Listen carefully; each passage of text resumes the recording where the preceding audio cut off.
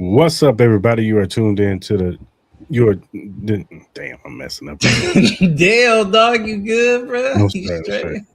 straight. You straight? Let's do that over. What's up, everybody? You are tuned in to the Cris And more. podcast, episode 254, Takeover Wednesday. Hope everybody's having a good night, whatever you're doing. You're at home, you're at work. Thank y'all for tapping into the live stream. You're listening on the playback. Leave a comment in the comment section. We got a lot to speak on today. We got some NBA playoff stuff to talk about and some NBA news. We got NFL news to talk about. WNBA GM Survey. They did a survey answering some questions. I want to give Maul's opinion on that. Also got some boxing news to talk about with David Benavidez and a pound for pound list ESPN put out. And, of course, Maul's random news. And we're going to do our WNBA predictions for the season. So before we get into that, Maul, how you feeling? Oh man, feeling good. Excited to talk about these topics, man. How you feeling? I'm feeling pretty good, man. I can't complain. Ready to get into these topics like you, player. Let's do it. All right, man. We're gonna kick the show off with some NFL stuff. Stephon Diggs was found not guilty in his case of strangulation of a young lady. I forget the young lady's name, but it was his chef supposedly that he had a sexual relationship with, and they found no evidence of him having any strangulation or physical altercation with this woman, and so they found him not guilty. How are you feeling, sir? Do you think Stephon Diggs will find another job somewhere real soon? And how you feeling about the whole situation? Yeah, no, I think he definitely will find a job pretty soon here. I think right now he would have to shoot up to top of the charts as far as like receivers available that are still available. I would think because how much he was still able to produce. I think he showed last year that he carried some leadership with him as far as like being with a younger quarterback, trying to be a great teammate in that wide receiver room. Obviously, with the whole situation with him off the field, we all know some of the stories with Stephon Diggs, and most of the time it's just he can't keep his dick in his pants type of situation. But with this situation, he declared, it was kind of like an ugly situation as far as like some of the rumors that we heard about certain situations involving him and the chef. I saw bits and clips of the trial that was publicized, and it didn't really look good for her. You know what I mean? Like I'm not going to sit here and act like I was in that room, but at the end of the day, he was very demanding in his innocence, and he came out on the victory road. So all we can do is just take it from that, and I think the NFL, all they can do is take it from that. And I think there'll be a whole bunch of teams that would line up for it, including my Raiders. I could see a whole bunch of teams lining up for Stephon Diggs services. I could still see him continue his time in New England, even with the AJ Brown trade. I could still see that. I think that would be a dynamic duo with him and AJ, or anywhere else he potentially could go, Niners, wherever the case may be. So. Prayers out to that lady, to the chef, you know what I mean? Hopefully she finds closure in whatever she was seeking. And, prayers out to Stephon Diggs, and congrats to him for, winning his trial and getting his innocence back. And I'm sure he'll have a hell of a year going forward. You know what I mean? I think he posted on his IG that he's already training, getting ready for, potential OTAs, mini camp, and obviously training camp and stuff like that, wherever he may go. So I expect him to get signed here within the next week or two, I would assume. You know what I mean? Yeah, I agree. I think he will get signed. Like I said, I can see your Raiders. I can see my Chiefs even trying to take a flyer on him, bringing him in to be that veteran presence in the locker room as far as wide receivers go. Ravens, anybody, you know what I'm saying? I can see any contender. I can see him. I can even see possible reunion, Mo, with him and Josh Allen. It's a possibility. Yeah, That would have to be a long conversation, but we'll see. Yeah, for sure. So negotiations between the NFL and the NFL Referees Association looks like it's going in the right direction. Looks like a deal should be struck real soon here, and we won't be having replacement referees. How are you feeling, sir? I think that should be a big relief amongst all NFL fans, amongst players, amongst head coaches, because we didn't want a situation where we have replacement referees and that whole situation going forward. So I think the smarter people prevailed in this situation. Um, and it's something that we shouldn't have to worry about. Even though, listen here, like even though the current refs that we do have, they still make questionable calls. Hopefully, within this collective bargaining agreement that they have, hopefully can give more sources of outlet for these referees to get more time on the field, whether it's OTAs, whether it's mini camps, training camps, be able to participate in that more, invest in these referees training a little bit more, because I ain't gonna lie, there have been a lot of moments within these referees that have been left a lot to be desired in some of these situations and some of these calls and stuff like that.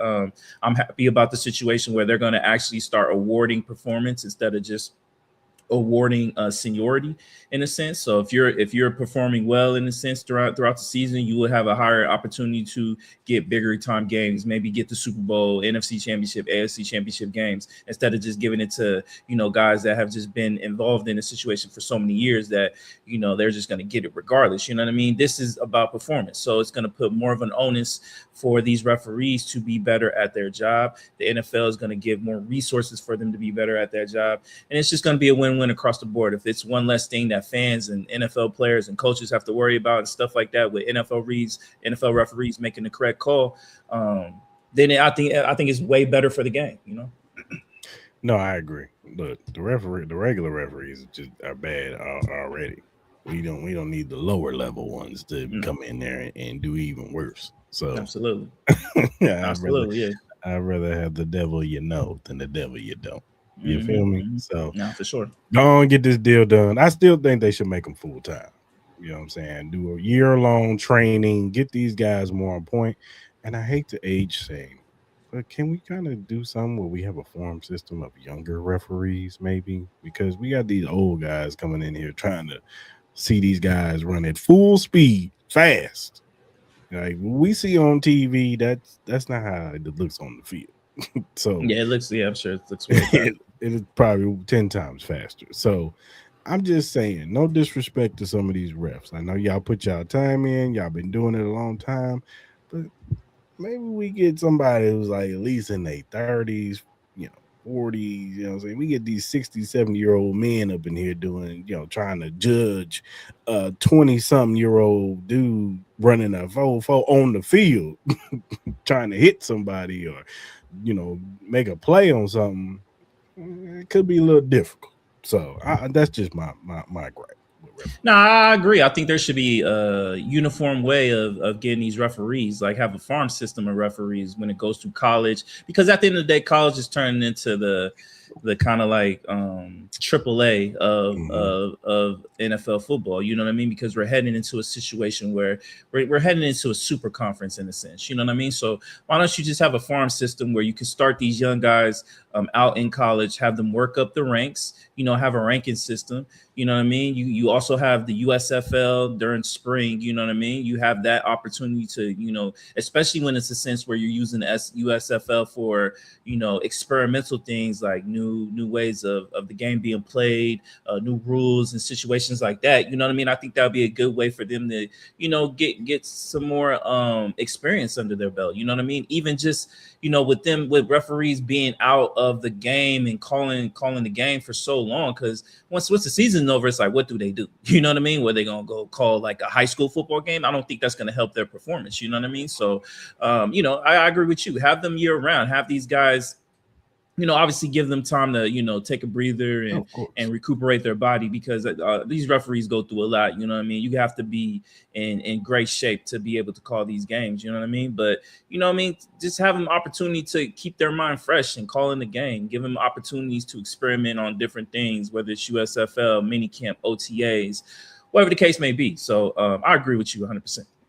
For sure.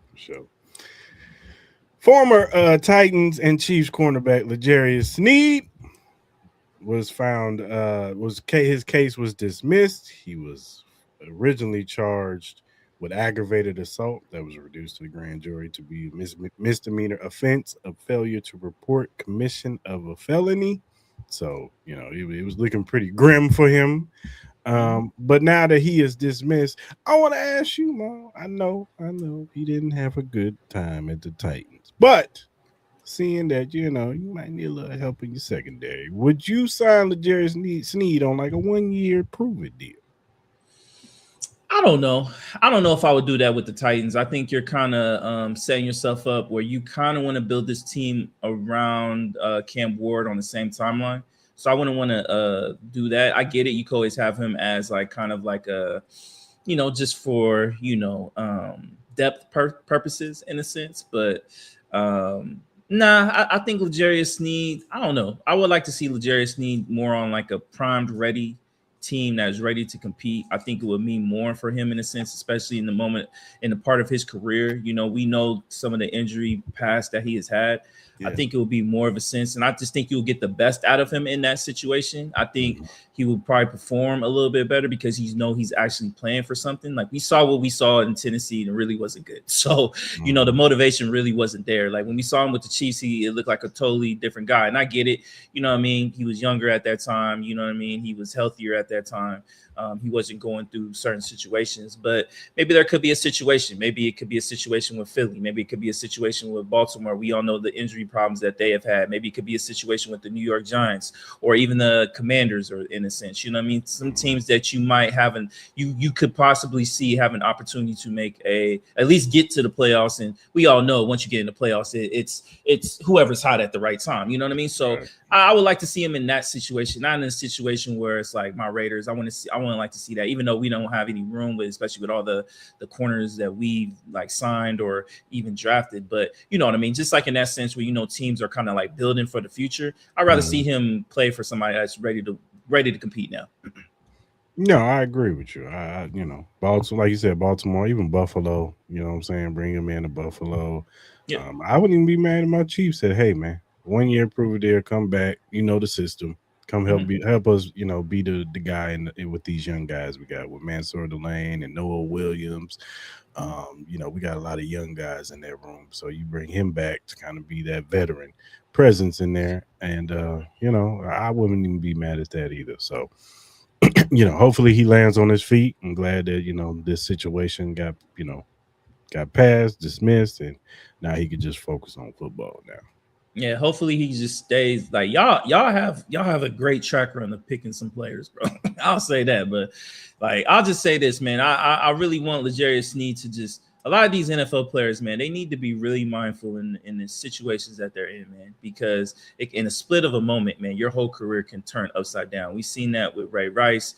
We've seen that with Ray Caruth. We've seen that with Henry Ruggs. Like, I don't understand why these NFL athletes continue to put themselves in the situations that can harm their career, harm their freedom, harm their reputation, harm their last name. Like, it's just not even worth it. You know what I mean? Like, you have so much to potentially get out of your life being an NFL player. It's such a privilege to be in that spotlight. Why would you even put yourself in a predicament where you can lose all of that in one moment? You know what I mean? Like, a lot of these players got to be a lot smarter than what they're doing. But hopefully L'Jarius Sneed, he's got the second breath of opportunity. Hopefully he takes advantage of that and makes the most of it. Also, shout out to Ray Rice. I saw he got his degree. Yeah, congratulations to him. Yeah, I saw he got his degree. He went back to Rutgers, I believe, and I'm not sure what he graduated in, but congrats to him. You know what I mean? Congrats to him for sure. Yeah, for sure. All right, man. Let's hit a little boxing news, man. So David Benavidez, he was on Ariel Helwani's show the day after the fight, or a couple of days out, Monday. He was on the show talking about some things, and this is what he said. Pretty much, his next plan is. If you were to guess, it sounds to me like you're leaning towards going back to light heavyweight. Is that accurate? That's what you want to do next? Yeah, 100%. We're going after Dimitri Bivol. Okay, that's it. I told you guys that's what I got. That's what I wanted to do, and just so the fans, like, they have something to look up to. That's look forward to. That's why I give you guys like my breakdowns, like what I'm trying to do, like what are my plans. And I told you guys I was gonna come back down and fight Bivol, and that's exactly what I'm gonna do. I love that. Do you think that it could happen? Was the dream for it to happen in September, Mexican Independence Day weekend? Is that what you want? Not right now. I think it's. I don't know what's gonna happen because we're still in talks. You know, Yeah. like with And he's early fighting. talks. Right. Yeah, he's fighting. And, at the end of the month, he still has 21 more days until he fights. So I mean, I don't know how long he's gonna have to stay out, or if he has an injury or any of that. So, but the thing is that we're already talking. We're in talks. So if it happens in September, great. If it doesn't, it'll definitely happen by this year. So that was his thoughts and stuff. What he said his next plan is. Now, this is what Roy Jones said. He was on, him and Andre Ward had the All the Smoke podcast, and this is what Roy Jones had to say. What he feels David Benavidez should do next. The Usyk fight is one of the biggest fights of this decade right now. Take it while it's hot. Don't play with him, and don't let him play with you. It is not smart for David Benavidez to give Jabata a shot at his name right now because he's hot right now. You go up and fight Usyk while you're hot, and it makes sense. You can always come back down and fight Bata if you want to. You understand? If you lost to Usyk, Bata fight's still there. If you lose to Bata, Usyk fight gone.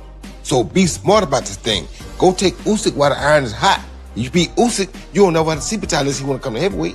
Now he can go super middleweight, light heavyweight, cruiser heavy. Why would you play with a guy who's just as dangerous as Usyk, not as known as Usyk, not going to bring you as much money as Usyk, when you can just go straight to Usyk? That's kind of crazy. In a boxing ring with those 10-ounce gloves on, anything can happen. And that's my words to Dave Benavidez, because I know he listens to me. He looks up to me, thinks a lot of me.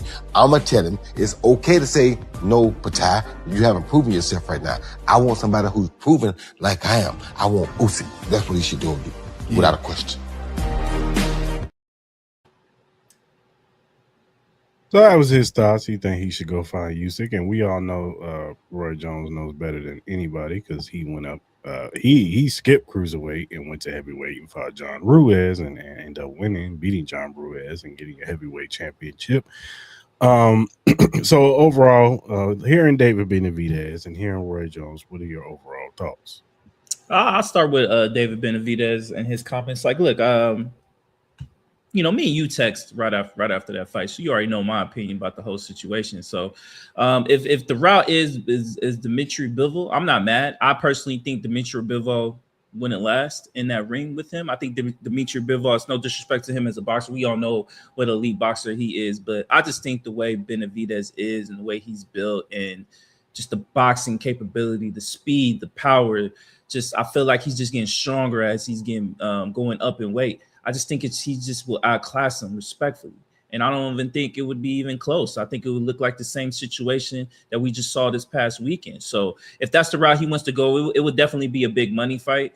I definitely think he even said it himself. It's all his fights he really wants to do. He wants to keep it in America. He wants to keep it in Vegas or wherever the case may be.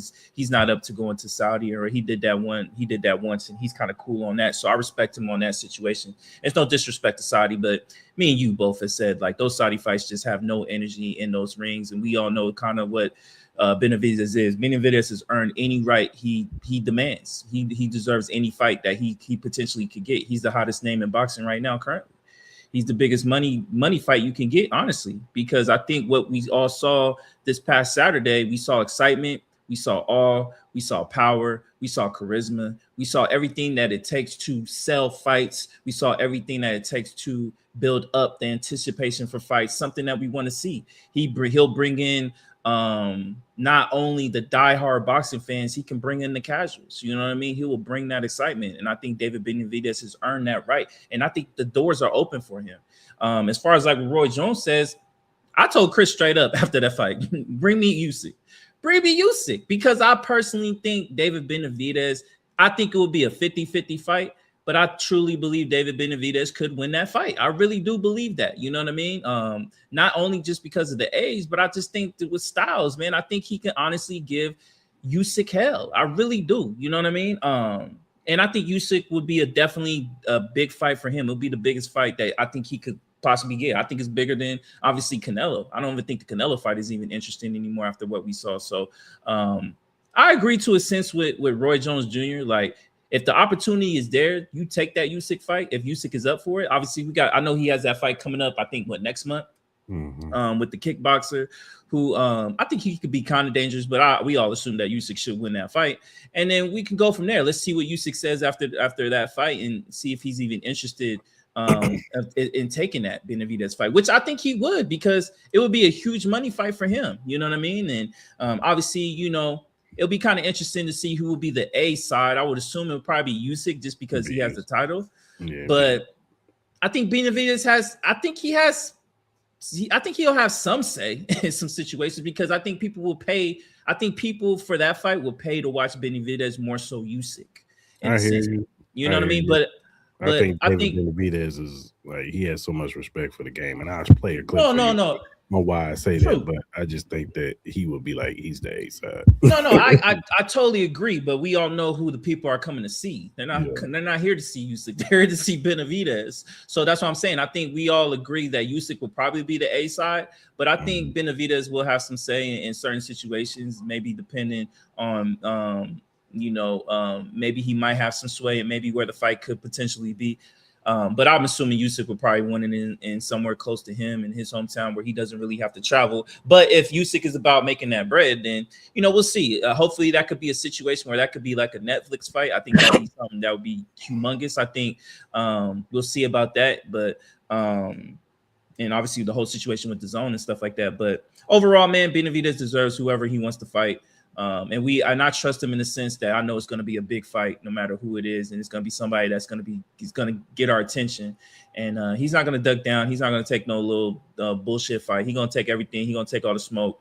And he said it himself, because I watched a little bit of Ariel Helwani. He called Canelo out, but he even knows himself that fight is not going to happen. So people need to get that out of their head. And if Canelo is brave enough to do it, then bring it on. You know what I mean? But we all know the case. So. Yeah, for sure. The thing is going to be interesting, and a word on the street is that he's not even interested in him even moving up to heavyweight right now. That's like that's not even in his mindset. I think we've talked about it, and I said it before this was even a discussion, even before he even had the cruiserweight fight. I said once he signed this cruiserweight fight, I said I think the plan is they want him to move up to heavyweight. That's why the Turk Al-Sheikh came out and said, Usyk, they Benavidez, I want to make it happen. But I don't think he's interested in it right now. I think I heard something like in 5 years he wants to move up. I think it's gonna be sooner. I think it'll be next year. I think if he smokes through sorry to cut you off. If he smokes Dimitri Bivol, what are you gonna do? What are you gonna do? Art bitter beef, like Bivol? Like, I don't know if you're gonna do bitter beef. Like, if the Usyk fight is there, if Usyk is willing to give it to you next summer, Benavidez is taking that fight. He's not running away from that shit. I don't care what he says. Yeah, for sure.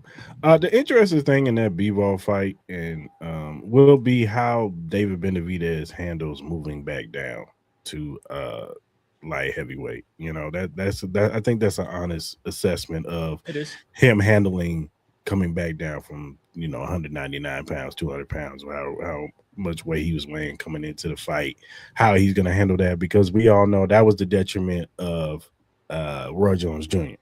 And he even said it himself, the way he came down weight, it was just wrong. He was a little older, though. He was a little older, but he even said it himself, like the way he did it was wrong. And if he'd do it again, he would have did it a different way. So it's going to be interesting to see how his body feels when he has to come back down to 175. But I still think it would be a pretty solid fight. And I think it'll still be a good fight. I don't think Bivol is going to just stand there like Zordo did and just try to box him or just try to straight up fight, Benavidez and fall right into his hands. So I still think it'll be an interesting fight. I still have Benavidez winning, but I still think it'll be an interesting fight to see. Now, ESPN put out a pound for pound list, and I'm going to show you this list.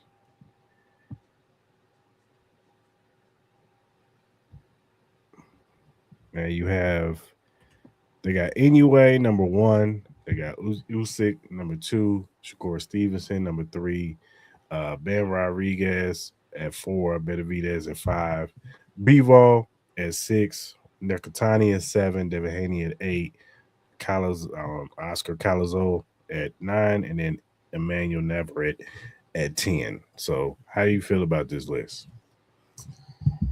I'm gonna be honest with you, man. I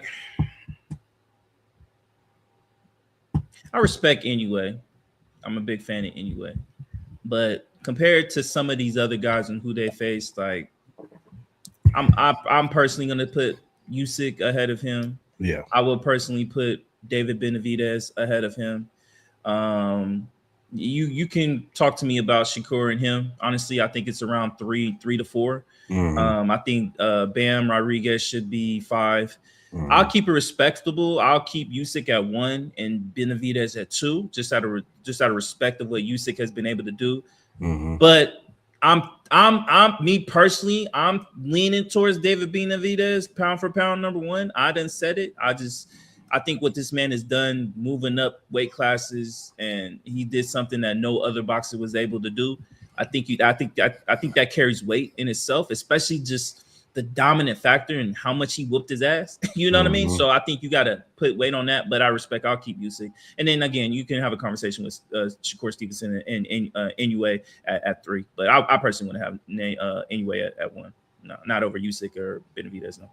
No, I agree. I would have Usyk at 1. I would have Benavidez at 2. I would have Inoue at 3, and then I would have Shakur at 4, and then Bam at 5. I'm not mad at Bivol at 6.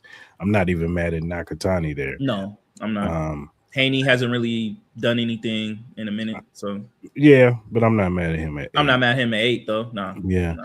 I don't know Calazo, so I can't speak to him. And I've watched Emmanuel Navarrete. I'm not putting him on the pound for pound list. I'm sorry. No, I wouldn't. No, that's just I wouldn't. Me. Yeah, I think there's other fighters you could put on this list. Yeah, like honestly, like I would rather have Tyson Fury ahead of him. Honestly, at that particular point, because he looked impressive. Who else is out there? Shockey, what's the name of Shockey Foster? I'd put him on the list. Shockey Foster, Shoo, like Shoo, any of them, like fucking Ennis, like Boots. Yeah, I Boots. put Boots on the list. Like where's Boots at? Like I personally would have Boots at like 10, 9 or 10. You know what I'm saying? Obviously, we need to see more of his resume be a little bit better for sure, but just with the quality of who he is and how dominant he's been, he easily got to be top 10 pound for pound. Like no one's going to sit here and say that he's not. So yeah, I don't get it. I don't know how they weigh their pound for pound rankings list, but respectfully I would disagree. But overall, like it's all opinion based, so it is what it is. Yeah, for sure. And this is I think because Benavidez, he was asked his pound for pound list or his top 3 pound for pound list. So I'm gonna play this clip. Just curious, can you give us your top 3 pound for pound right now? You said Usyk's number 1 for you. Well, who's your top 3? It's definitely Usyk, Inoue, and then me. For a fact, I've seen that they just put me at number 3, and I agree with that. I think the runs I've been having these past couple years with beating, David Morrell, beating Bosick, beating Anthony Yard, coming up 25 pounds, my first fight and fighting 2 titles at cruiserweight, and then capturing them in the fashion I did. I honestly, it's perfect the way they had it number 3. And the only reason I'm giving myself number 3 is because I have so much respect for Inoue, because that man has done so much for the sport of boxing. He's a great champion. So that's the only reason I'm not putting myself at number 2. I respect that. Did you watch his fight on Saturday morning? Yeah, he's a technician. Big shout out to Nakatani too. I didn't watch on Saturday morning, but I seen the highlights after. But man, both of those guys, great fighters. Great IQ. There was basically a chess match, and not only was it a chess match, I think they have almost 55,000 people in Tokyo, go see that fight. So that just says the magnitude about those two fighters.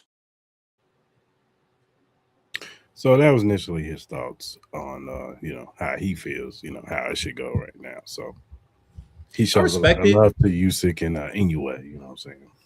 Nah, yeah, I respect it. You know what I mean? I personally think he's selling himself short. Me personally, like I just think what he's done has just been way more impressive than what Anyway. It's no disrespect to Anyway. We all know who Anyway is, but again, we've all talked about it that he's a lot of these fights have been catered to him in a sense. To me personally, with some of these guys that he has been facing forward, like it hasn't been something that it's been a lot of fighters that have been willing to brawl with him in a sense to me that I've noticed. And then on top of that, it's no disrespect from him fighting in Japan, but then the comfortable factor of him being in Japan and not having to travel. When he had to travel to Las Vegas, we saw a little bit of hiccup in his game. You know what I'm saying? He's never moved up the way Benavidez moved up and dominated in that fashion. That's the only reason why I have him ahead of him. You know what I mean? If it was a situation last week where Benavidez won, but he looks more beat up, it was more of like a 50-50 type of fight, then okay, respectfully, he's not better than Anyway in that sense. But what we saw in the dominant factor, he has to be number 2. But I respect him. He's very respectable about boxers, and I think he's a great ambassador to this boxing game. And I think it's something that's refreshing and much needed, man. So shout out to David Benavidez. He's much needed in boxing. And I think he can be kind of one of the big pillars in this generation of boxing to help grow the sport and build up the popularity of it for sure. No, I agree. You can tell he has major respect to the greats, the top dudes, and you see his respect for Usyk and Inoue, and you know the way he said he has those two guys and his reasonings, and you got to do nothing but respect it. Even if you disagree with him, you can do nothing but respect it. Yeah, what you gonna tell him? Like, what you gonna tell him, dog? It's fucking Benavidez, bro. Yeah. He gonna sock the fuck out of him. Stuff is wrong, bro. He's like, man, honestly, and another thing about Benavidez, I gotta give him credit for, man, just the maturity of him, man. We've all seen the growth of him in ways that I don't know him personally, but I'm very proud of him. I've seen the growth of him. I've been a big fan of his for a long time. I've seen some of the hiccups and stuff with him and his personal ways and stuff like that. And for him to be the great father that he is, to be the great ambassador of boxing, to be a great representative of all the belts that he holds and the respect that he holds from a lot of boxers. Like you could tell, like if you were watching the fight, just the amount of boxers that were in his ring, in his locker room, from Mike Tyson to Roy Jones Jr. to just some of the greats. You know what I mean? I'm sure Terrence Crawford would have probably been in there if he wasn't in Japan as well. You know what I mean? I'm sure he's a big fan of his as well. A lot of fighters that, like, you know, watching the Ring Talk with Max Kellerman, he had Devin Haney and Teofimo Lopez on the show, and they throw out mad respect. Like everybody respects Benavidez. Like I have not seen like when you hear about other boxers, like there might be like a couple boxers that like you be like, man, I hate that motherfucker. Like, I want to whoop his. I have not heard that with Benavidez at all. I don't know if it's like people just know like he's not the one to be fucked with, or it's just a matter of just the amount of respect that he has that people just, it's hard to hate on this kid. It's hard to hate on this young man, and he's just so great, man. He's a breath of fresh air, man. He's one of my favorite boxers to watch up there with Terrence Crawford. Obviously, Terrence Crawford's retired, but with Terrence Crawford being retired, man, he's my number 1 right now, man. And I'm super excited that, you know, he's the ambassador that he is, and he has his platform to be able to showcase that. Yeah, for sure. And I think it also helped that he got to see his brother do it first. You know what I'm saying? His brother was a, really, really good fighter. Unfortunately, he had got, succumbed to a shot to the leg, and I think that kind of derailed his career. I was watching him versus Terrence Crawford actually on, I think it was the day after his fight. Somebody on TikTok was just playing old fights, and they played that fight. And his brother was really good. I just think that shot to the leg kind of derailed because he was told that he wasn't gonna never ever fight again. So I think seeing his brother do it first, you know what I'm saying, and his brother being 4 years older than him, being able to kind of see how he does it, looking up to his brother and all that stuff, and his father who's been in this corner too. I think that helped him a lot, you know what I'm saying, to navigate. And he had his ups and downs too, like you said, you know what I'm saying, with weight issues and, other things outside, not being motivated like he should have been. But I think he finally, like you said, matured and said, I got to take this serious, man. I could be one of the greats. So, and we're seeing it right before our eyes, man. We're seeing it right before our eyes. All-timer. There's a rumor out there, and Bill Haney put this rumor out there, that Devin Haney might be signing with Zuffa Boxing. Yuck. $100 million deal.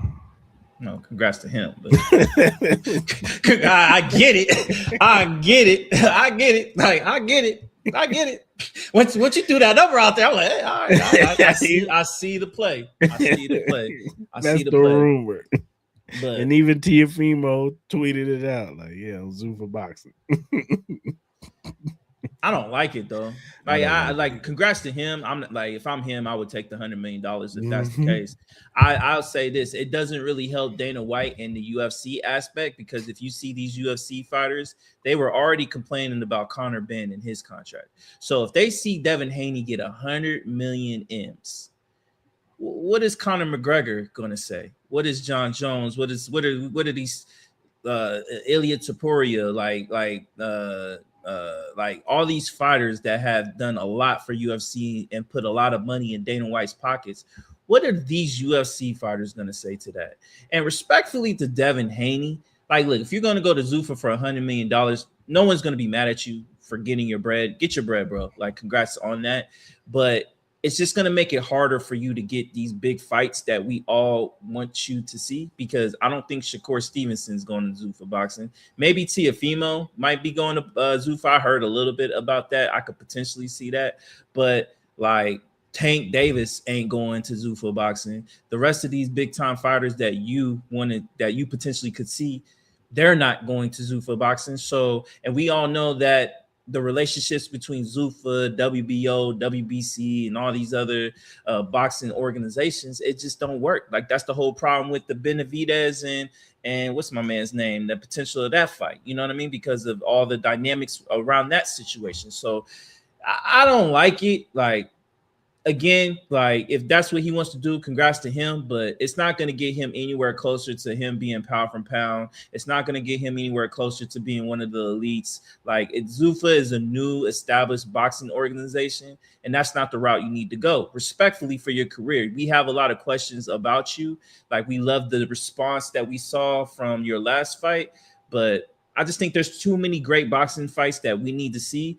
Ryan Garcia fight that we potentially could see. Like, he's not going to Zuffa boxing. He don't need Zuffa. I don't think you need Zuffa, but if they're willing to throw you 100 M's, congrats. But to me, Zuffa screams to me like kind of like that PGA league that's going to go under. Like, it screams that to me. Like, it's just the dynamics of that just don't look good, especially in the UFC world, and I just don't think it's going to last long. Devin Haney doesn't even produce big time fights to be worth $100 million. Respectfully, he doesn't. Like, he's not Tank, he's not Benavidez, he's not Canelo, he's not Terrence Crawford. Respectfully, he don't put the numbers up like that to deserve $100 million. He don't. Respectfully, he don't put up big pay-per-view numbers. So I don't understand it. Like, it's not like they're going to get their money back off of that signing. That's just me personally. I don't mean that disrespectfully. If he's signing to Zuffa, he's going to fight Conor Benn. That's who he's fighting. If he signs with Zuffa, he's fighting Conor Benn. That does nothing for me.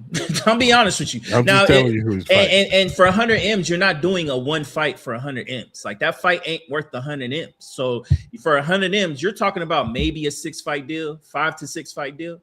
Like, you're gonna fight Conor Benn 5 to 6 times. Like what are we talking about? Else, but I'm just saying. Like, who else is in his weight class that signed to Zuffa though? I don't know. Unless you're telling me there's going to be a meeting of the minds with Zuffa and the rest of these other boxing organizations where he could still potentially get all those other big fights, then cool.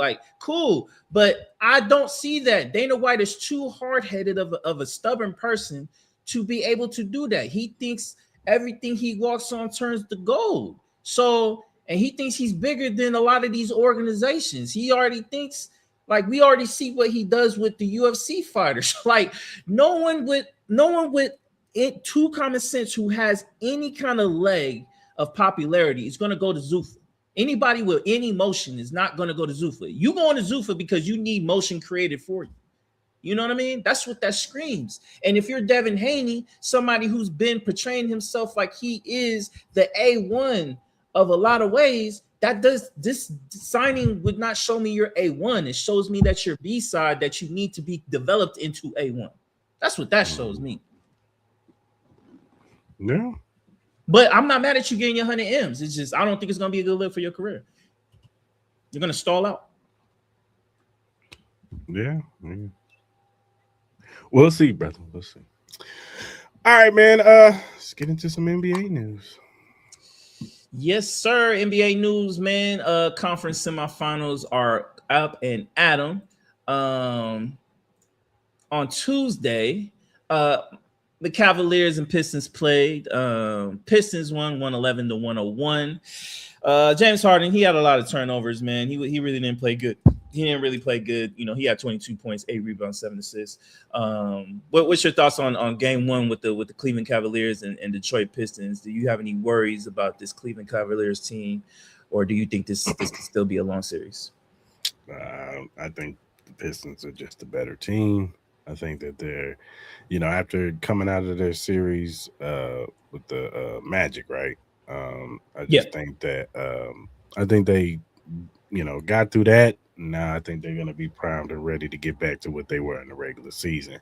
And I just think they're better than Cleveland. I think Cade Cunningham is the best player on the court. No disrespect to Donovan Mitchell, James Harden. I just think Cade's the best player, and I just think some of the players on the Pistons are going to start playing better. So I just think that it is what it is. I just think they're the better team.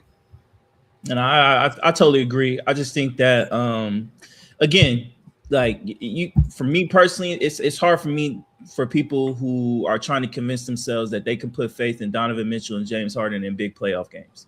They haven't shown you any moment in their career that they can handle a situation like that. So, until I see it, I will not believe it. This Detroit Pistons team, I think will win this series. I could see it going 6, but I think the Pistons will end up winning. Next up, man, my Los Angeles Lakers, man, they had a long night the other night. You know what I'm saying? They kept it close, though. They kept it respectable for the most part. But at the end, man, the Thunder were able to just, slowly, blow my Lakers out. They ended up winning 108 to 90. Shai didn't even have a really good game. Chet Holmgren was kind of the star. He had 24 points, 12 rebounds, 3 blocks. LeBron James did all he could with 27 points and 6 assists. Jared Vanderbilt, he went out with a bad finger dislocation. So prayers out to him. Austin Reeves had a terrible game, 3 for 16 and all that. I'm gonna say this. I know I'm the Laker fan, and I'll let my man Cris go and comment on this. Austin Reeves, sir. Respectfully, dog, I'm at a point where I think I've done enough research. I've gathered enough data on you, sir. And respectfully, I think the best move for the Lakers is they need to trade Austin Reeves. Respectfully. I said it before. This was a big playoff for him. And I understand he's coming off an injury, but everything that I've seen is still the same issues. Number one, the durability, him being able to stay healthy to get to the playoffs. This is 2 years in a row that he has not been healthy. This is the second year in a row where he seems so physically unable to get to his spots that it just seems like he's a little boy playing amongst grown men at times, to where like he's just so easily able to get pushed around. Like it's just levels to this. And I get it. People are gonna be like, well, it's the Oklahoma City Thunder. Like it's tough. Yeah, but it was the same situation with the Minnesota Timberwolves. It was the same situation with the Denver Nuggets. Like it's the same thing with Austin Reeves, man. It's just like I can't stomach giving him $40 million and him being the number 2. I just can't do it. Like, if you're telling me he could be the number 3, okay, that's cool. If he's willing to take 20 to 25 million, cool. I'm with that. But you trying to tell me he's a $40 million player and he's going to be right by Luka Doncic being the number 2? I can't stomach that. And if the Lakers are smart, they would realize that too. I know a lot of people were getting on Rich Paul about the whole situation. He said on his podcast about potentially looking at an Austin Reeves for Jaren Jackson trade. He was right. And like I wasn't like on that ship just yet. I really wanted to give Austin Reeves an opportunity to prove me this year in this playoffs that he was able to do it, but I'm seeing the same repeatable offenses, man. You know what I mean? It's just, I hate to say it, and I love Austin Reeves, but I think the Lakers got to be smart about this situation. They cannot give him $35+ million. It's just not going to be a good look, man. He's not going to outperform that contract. He's going to be a minus asset, dog. He really is. And Marcus Smart, my God, stop acting like you're Steph Curry, please. Please, brother. You're not that. We signed you to be a defender and have occasions where you run the offense, but brother, you're not. We don't need to see you take 15 shots. We don't. Please, we don't. So I'm not gonna go too long with it. That's just how I feel. But overall, what's your opinions about this Thunder Lakers series, man? And can the Lakers even win one game? I just think y'all. I think y'all bringing a knife to a bazooka fight. Yeah, I just think y'all bringing a knife to a bazooka fight. Look, here's my thoughts on your Lakers, bro. yeah. I think y'all got high end talent. I just think that the rest of it, like the development of your other players, are just not coming to fruition, dog. Nah. You know, Our 6 through 12 are terrible. Yeah, Our 6 through 12 are terrible. And this is a good comparison to what you see with the Thunder. They got high end talent, but they also got good development from all the other role player guys. And that's what y'all need. Y'all need role players. Whether it's LeBron and he's gone, you're still gonna have need role players around Luka. Yeah, that's true. You know, that's true. and that's what y'all, and I think that's y'all problem, is just the development of the young players, especially when LeBron goes. And this is officially Luka Doncic's team, and it's just him. Y'all gonna have to learn how to just develop better with the young players that y'all put around, or whatever role players that y'all bring in. That's what y'all got to get better. If y'all want to compete with the Thunder, you see what the Spurs is doing with Wemby, and you got all those young guys that they're developing over there. Timberwolves, yeah, like all the best teams, the Knicks, like all the best teams. It's like their role players are helping the star players, you know what I'm saying? And I just think that's what y'all need to get better at. And that's when you yourself will start feeling better about your Lakers. You'll be more confident going into a series against the Thunder, because you'll know 6 through 12 or how many other players is on there, and be like, yeah, we got this. We got this guy that can match up with this guy. We got this guy that can match up with that guy. You know what I'm saying? So I think that's just the issues with the Lakers. Outside of also injuries. Injuries have kicked y'all ass at the wrong times all the time. When you had AD, it was always he would get injured at the wrong time. Y'all be cooking. Y'all got momentum. Then he get hurt. Now look at now. Y'all was cooking. Y'all was looking good going into the playoffs. Then Luka gets hurt. Then AR gets hurt. Even LeBron was dealing with some little knick-knack injuries, and other role players dealing with injuries. Like, y'all get hurt at the wrong time, man. So I think that's another thing that kills y'all. So I think y'all be fine if y'all just get that part right. Just getting the, like, Marcus Smart. No, go get somebody else. You know what I'm saying? Like, I think he's a solid defender, but you need to explain to Marcus Smart, look, brother, I need you to just play defense and facilitate the offense. Get the ball into the right player's hand. I don't need you to try to shoot and try to, do you, like you said, Steph Curry impression. Like, nah, I don't need that from you. You come here and play your role. You know what I'm saying? So once y'all get that right, I think y'all be fine. Nah, I totally agree. Like, our 6 through 12 is pathetic. Like, I think me and you might have a chance to make that 6 through 12 roster spot. Like, Jake LaRavia is fucking god awful, man. This cat he can't dribble a basketball, he can't shoot a basketball, he can't defend, he has no equilibrium. Like, this man just doesn't do anything well. And Marcus Smart, like, I like there are occasions I love Marcus Smart, but there are a lot of occasions where he annoys the hell out of me just with certain aspects. Like Vando, prayers out to Vando. That was disgusting finger injury, man. So prayers out to him. And it's kind of shocking that he's day to day. Now he might even be able to play here when we get back to LA.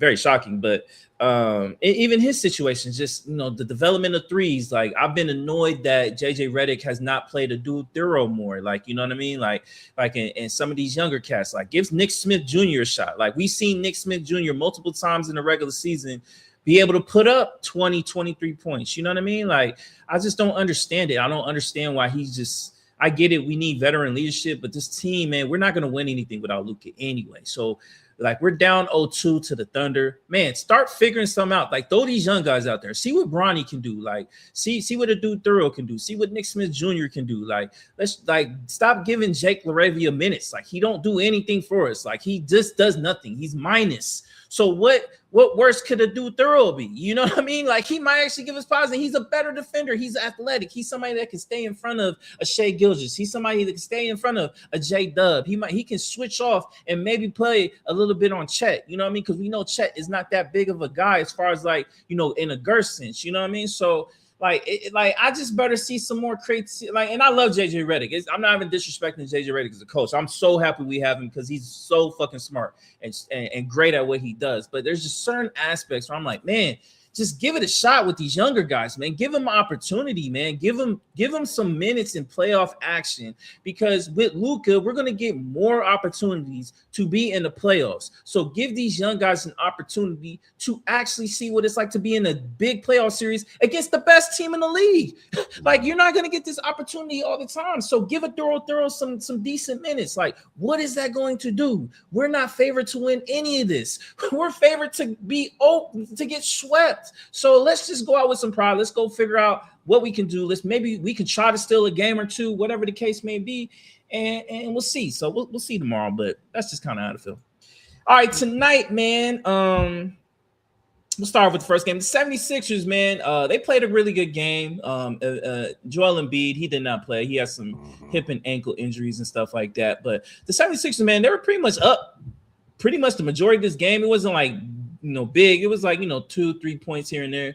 But the New York Knicks were able to win that fourth quarter. OG Anunoby, he went out with an injury. From what I read, it's more of a thigh contusion. Some people were kind of worried that, you know, it was more serious, but it doesn't seem too serious. We got to see how long he could potentially be out. But with the Knicks win, they're up 2-0. But with the way the 76ers played and the OG Anunoby injury, we'll see if he's able to play on Friday.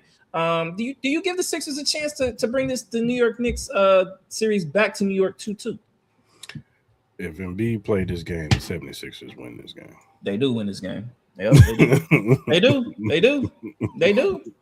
If Embiid played in this game and they played the way they played tonight and he contribute whatever he could contribute, the 76ers win this game. So yeah, they do win that game. Yep.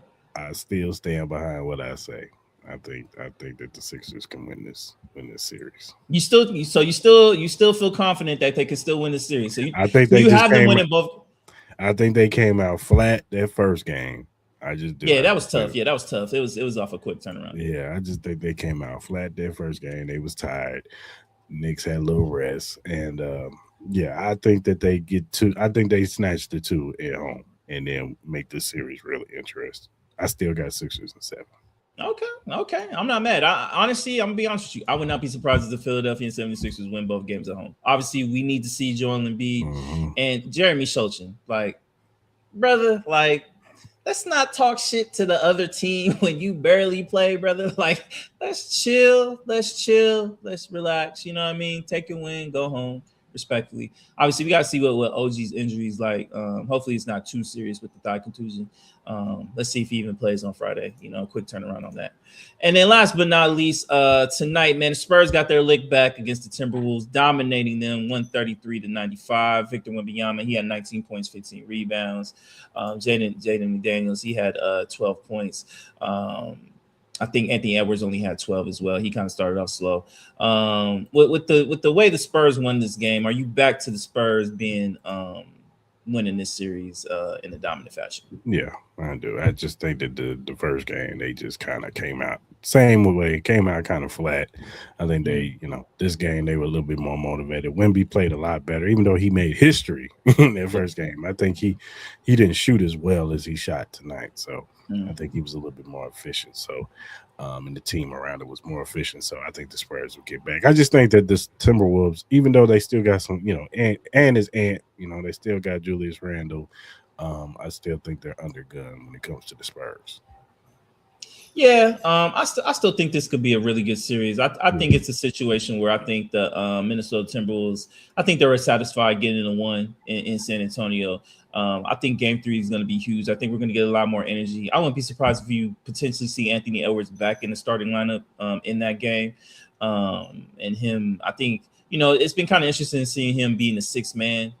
We know that's just not his role. We all know he needs to be a starter, and obviously, I think they're just trying to manage the minutes. But honestly, I think he's going to start, man. I think it's going to be a big game on Friday night in Minnesota. We know that Minnesota crowd is going to go wild. I still potentially could see this going 7 games, though. I really do, but I still think the Spurs will win the series, though.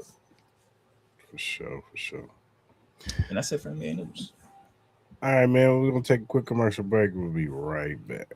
Introduce yourself to Magnet, the ultimate sports drink. Are you ready to take your performance to the next level? Do you want a sports drink that eliminates the muscle cramps and fatigue when working out or training? Meet Magnet, the sports drink designed for athletes who refuse to settle for mediocrity. It's power-packed electrolytes and rehydrates and restores balance with their scientifically formulated blend with magnesium that fights fatigue and boosts endurance. It has natural ingredients made with real fruit extracts and no artificial colors or flavors because your body deserves the best. It has delicious flavors like mixed fruit and watermelon that keep you revitalized and ready for action. It will boost your performance with essential vitamins and minerals. Magnet fuels your workouts, helping you crush your goals. Join the Magnet movement whether you're training, competing, or simply staying active. Magnet is your go-to refreshment for peak performance. You can order it now on our direct link at drinkmagnet.com. Also, use promo code Cris and Mall to get $5 off your purchase. So don't wait. Again, that promo code is Cris and Mall to get $5 off your purchase. Get Magnet, push your limits, fuel your passion. Shout out to Magnet Sports Drink. All right, Ma. So the WNBA had the GMs of the league do a 42-question survey. Asked them certain questions, and they posted it on their website. So I'm going to pull this up.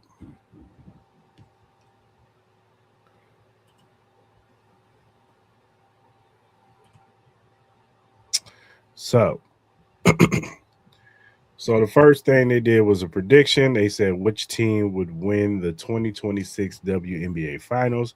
They had Las Vegas Aces at 40%, the New York Liberty at 33%, and they had the Atlanta Dream at 27%. Do you agree with this? I do agree. With that. I think obviously I'm gonna be biased, I love my aces, man. I think with Asia Wilson and obviously the additions and them being able to keep the team and adding some of the additions that they did. No, I think they should be favored. I think one sleeper I would put in there. I think I watch out for the Sparks. And potentially what they can do. And obviously I think watch out for the Chicago Sky. They added a lot of veteran leadership over there as well. You know what I mean? I think that could be a surprise team that might surprise some people and make a deep playoff run. Yeah, I'm with you. I got Las Vegas as being the favorite. They should be the favorite. I think they, like you said, they kept the core. Some of the players that they brought in last year, I think they're going to play better because they're going to start the season with them, and some of the added additions, Kennedy Carter, Brianna Turner, players like that. I think they'll be a lot better. I'm not mad at the Liberty. I would actually still have the Lynx on here. Once everybody gets healthy on the Lynx, I still think they'll be up there as one of the top teams, especially adding Olivia Miles on this squad. I think sure. I think they'll be a lot better without, and they were already great until Nafisha got hurt. Mm-hmm. I think they'll be even better this year, especially with a young point guard at the helm. Mm-hmm. And then Atlanta Dream, all the added additions, Angel Reese, you got Ryan Howard, you got Alicia Gray, like you got a nice little squad and core over there. So I think Atlanta should be right there too. Yeah. They said who would win the 2026 Kia WNBA MVP. They got Asia Wilson at 60%, Brianna Stewart at 27%, and then Caitlin Clark and Alicia Gray also got votes. How do you feel about this? Again, without giving your MVP, because we're gonna do that later. No, I'm not mad at it.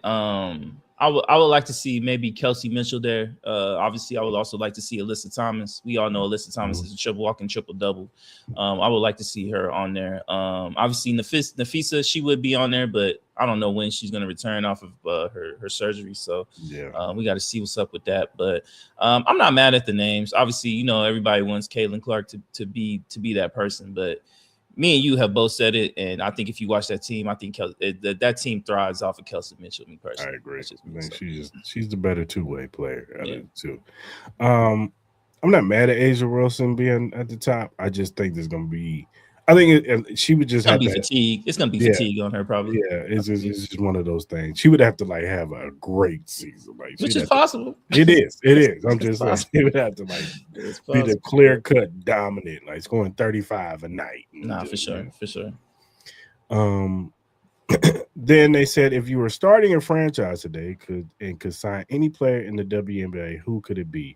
They got Paige Beckers as at 33%. Of course, they got Caitlin Clark at 20%, Asia Wilson at 20%, and Dominique Malunga at 13%. Also, Breanna Stewart and Nafisha Collier will receive votes too. How do you feel about this list?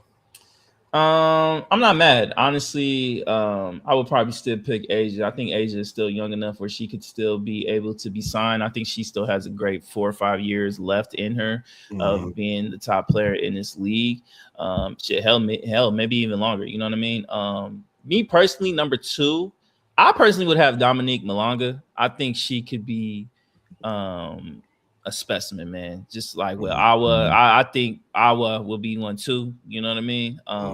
Caitlin Clark, I understand. You know, that's more of like ticket sales. Paige, I get it, I understand. But with Paige, the only thing that worries about me with her is just injury history. That would make me worried. But overall, man, I'm not mad at the list though. Yeah, I agree. I think I would have Dominique Malunga up there too, as the number 2. I just think, and I probably have Asia still somewhere in there too. But Dominique Malunga, she might be the future of the WNBA. So Seattle as a whole with her and Awa. Yeah. That's gonna be disgusting. What? We don't have to go through all these. This is 42 of these questions, but. Which player is most likely to have a breakout season? Dominique Malunga and Rakia Jackson both tied 15%. And then they had a slew of other players on there. Cameron Breen, Paige Beckers, Brian Howard, Marina Marve, Jackie Young. So how do you feel about this list? I'm not mad. I low-key kind of agree. The Dominique Malunga, I probably would have her, especially what we saw with her against the Aces in the playoffs. Well, we expect a big jump with her, and I can't wait to see her paired up with Awa and kind of just see how that kind of facilitates itself. I'm not mad at Rakia Jackson. Obviously, you know what I mean, with her moving to Chicago and being in probably a better situation for her. I actually like that as well. I personally probably would have Centron on here. I potentially could see her having a great year as well. Yeah. But I'm not mad. I'm not mad at it. Yeah, I would add Kiki Efron on here. Yeah, Kiki. Yep. Who else? Yeah, that's probably it right now. Maybe Nalissa. I'll probably add her on the list too. See what she can do. I think I could see Nalissa too. Yeah, Nalissa too. You need to put your boy. You know who needs to have a breakout season for me? You know who needs to have the breakout season for me? Who needs to have a breakout season? Kyle Kuzma. Kyle Kuzma needs to have a breakout season for me. That's who needs to be on this motherfucking list, and then I'll be really happy for sure. Whoa! All right, man. Leave that girl alone, man. All right, man. One day I'm gonna get her to respond to me, man. One day she gonna cuss your ass out. Who is the best point guard in the WNBA? Number 1, they got the point guard Chelsea Gray, 73%, Caitlin Clark at 20%, and Paige Becker at 7%. Do you agree with this list? I agree. Me personally, I know she's not technically a point guard, but she pretty much runs the offense for a team. Where's Alyssa Thomas at, dog? Where's Alyssa Thomas at, bro? I get it. She's not a point guard, but she's damn near of their point guard. She runs their damn offense, bro. So, but I get it. They're probably doing better positions. I'm not mad at it though. I personally would probably have Paige Beckers over Caitlin Clark. I just think she's a better two-way player, me personally. But Chelsea Gray is the point guard for a reason. So, yeah, for sure. I wouldn't be mad if Courtney Williams got a little love on his list too. No. Who is the best shooting guard in the WNBA? You got Jackie Young at 27%, Paige Beckers 20%, Kelsey Mitchell 13%, Anescu 13%, Alicia Gray 13%, and then Kelsey Plum and Caleb McBride got some love too. So, how you feel about this list? I think Kelsey Mitchell should be number 2. I think Jackie Young is. I just think Jackie Young is a better two-way. She's a great defender. And she's a great scorer. And she can facilitate the ball. She can run the offense. So Jackie Young is easily, to me, the best shooting guard. But I think Kelsey Mitchell should be too. She's earned the right, and she doesn't get enough love, man. Kelsey Mitchell deserves all her flowers for sure. She is what makes the Fever go, man. If the Fever have any chance of winning a championship, it's because of Kelsey Mitchell. It's not because of Caitlin Clark. Yeah, I agree. No, I agree. I'm not mad at that. And I'm happy Kayla McBride got love too. Kayla McBride is nice. Yeah, she's a baller. She does. Shout out to my boo. Shout out to my boo, Kelsey Plum. I miss you, girl. Stupid. Then the forward, you got Asia Wilson, 47%, Nafisha Collier, 27%, and Brianna Stewart, 27%. Easy. We can move on. That's correct. And then center, you got Asia Wilson at 57%, John Quayle Jones at 21%, Aaliyah Boston at 14%, and Brianna Jones at 7%. Yep, I'm not mad. I'm not mad at that. Yeah. We're good. Which team made the best overall moves this offseason? I don't agree with this. 1%, number 1, Dallas, 47%, Atlanta, 33%, and then they have Chicago, Las Vegas, and New York also receive votes.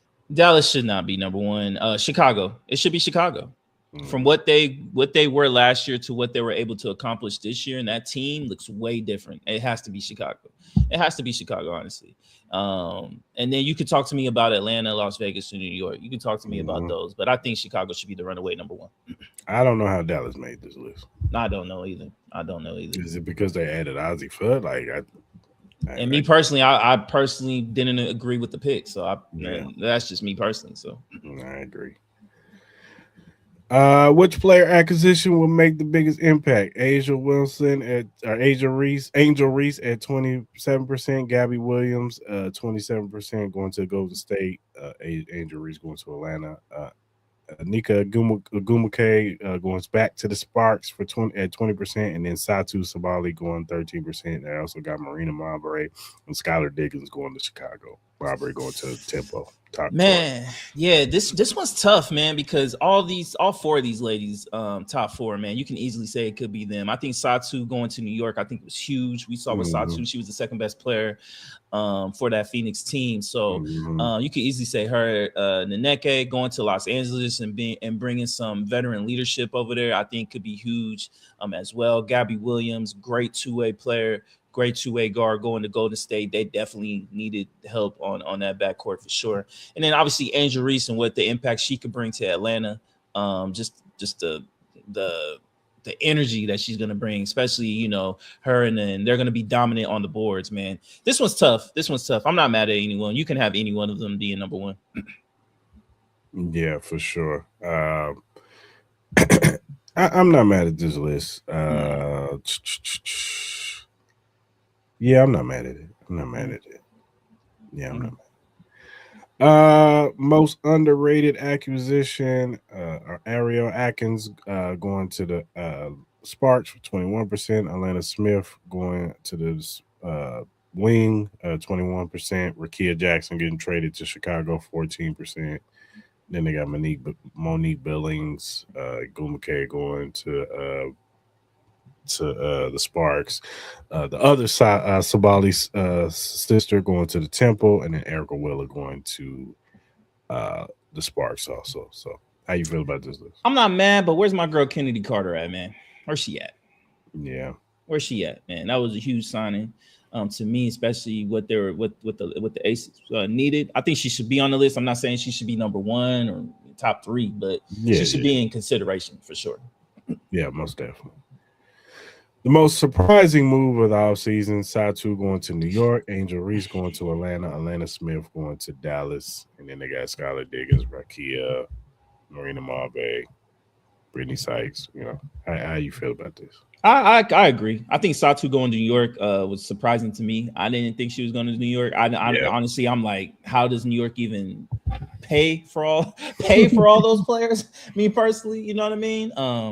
But no, I'm not mad. I actually low-key agree with the order. I might have Angel Reese a little bit higher than Alana Smith, but I'm not mad at it. Yeah, for sure. No, I agree. Which team will be most improved in 2026? They got Dallas 67%. That's kind of crazy. Chicago 20%, and then Los Angeles at 13%. Dallas should be taken off this list. I would personally have Chicago. I would have Indiana on here. I do even though I despise Caitlin Clark, I do like the additions that they did add on that team. And then obviously just the health factor alone, they should be better. And I also like Los Angeles as well. Yeah, I think Atlanta too. Atlanta should be up there too. You getting Angel Reese? That's a huge improvement. You know what I mean? I agree. I don't understand why Atlanta's not on this list, even though they were a good team last year, but still they got better. They got better. You know what I mean? And then this is more rookies and international players. You got who will win the Kia WNBA Rookie of the Year. They got Olivia Miles at 73%, Ozzie Foot at 20%, and Flau'jae Johnson at 7%. Without giving your pick. Okay. Rookie of the Year, okay. So yeah, I'm not mad. I'll just say that. Yeah. I'm not mad. Glad you stopped me because I was about to go in. That's what I said. I don't want you to give your stuff away already. So. No doubt. Which rookie would be the best player in 5 years? Our fam, 67%. Olivia Miles at 33%. And those only two players they got on there. I think you got to go Awa. I think it's either between Awa and Lauren Betts. That's what I say. I love Olivia Miles, but yeah, in 5 years, we might be having a different conversation. I think Lauren Betts, is probably the safer bet because we all know that who she is. Awa potential is crazy. Her potential is insane. So she could be. I think Awa has the potential to be the next Asia Wilson if everything goes correct. You know what I mean? Yeah. She potentially could be that. I agree. Which rookie was the biggest steal at where she was selected in the draft? Anel and a Gonomary. I don't know how to say that. 21%. Tanea Laston at going to the Sparks at 21%. Flau'jae Johnson getting traded to Seattle at 14%. They got Gianna Napers, Gabrielle Waquez, Cody McMahon, Olivia Miles, Justine Pistine, and our fam. I think it has to be the Flau'jae Johnson trade, dog, especially with the whole situation and how that went played. The Valkyrie, who they traded for, they ended up releasing her, and then I think she ended up getting signed to the Chicago Sky or something like that on the developmental thing or something like that. So, yeah, I think it has to be Flau'jae, especially the way she's been performing in the preseason. Like, I think it's Flau'jae. Then this is the coaches. Who's the best head coach in the WNBA? They got Cheryl Reeves, Minnesota, 53%, Becky Hand, Las Vegas, 40%, and Natalie Nakis of Golden State, 7%. I'm biased, man. I think it's Becky. What are we doing?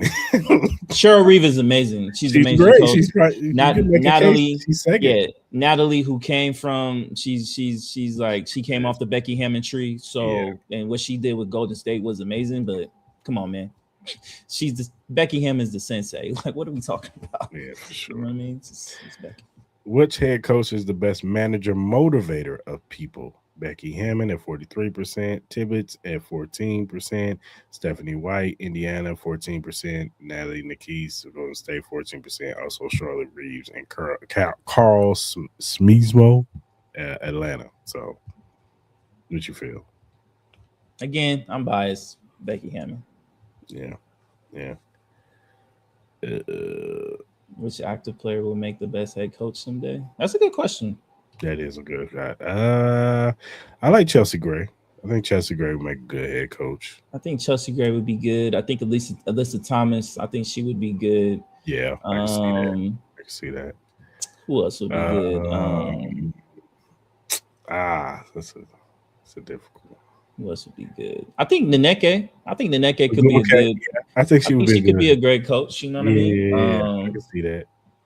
Either good coach or good like GM. I think she. Yeah, I think she'll be an amazing coach. I think a lot of women look up to her for sure. No, definitely. I think Asia's too goofy. I don't Yeah. know. Like she could be good personally. I don't think that's her flavor. Nah, I don't think that's her flavor. But yeah, Chelsea Gray, she'll be. Courtney Vandersloot, I definitely can see Courtney Vandersloot be a coach for sure. Paige Beckers, I can't see Paige. I can't see Paige being Sabrina Ionescu. You know what? I could see Sabrina. I guess I could see Sabrina. Mm-hmm. I could see low key. I could low key kind of could see Kelsey Mitchell being a coach. I could see that. Yeah, I can see that. See her being a coach too.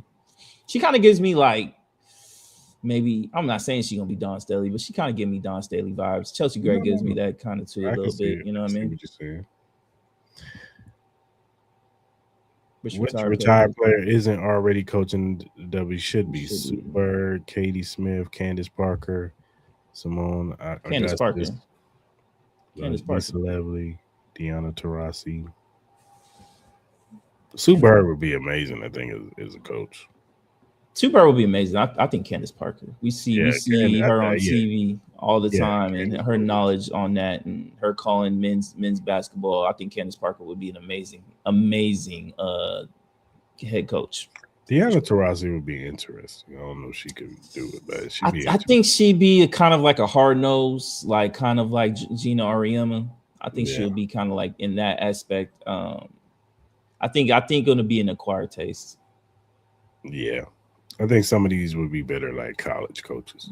Yeah. Like Deanna Taurasi would be more of a college coach to me.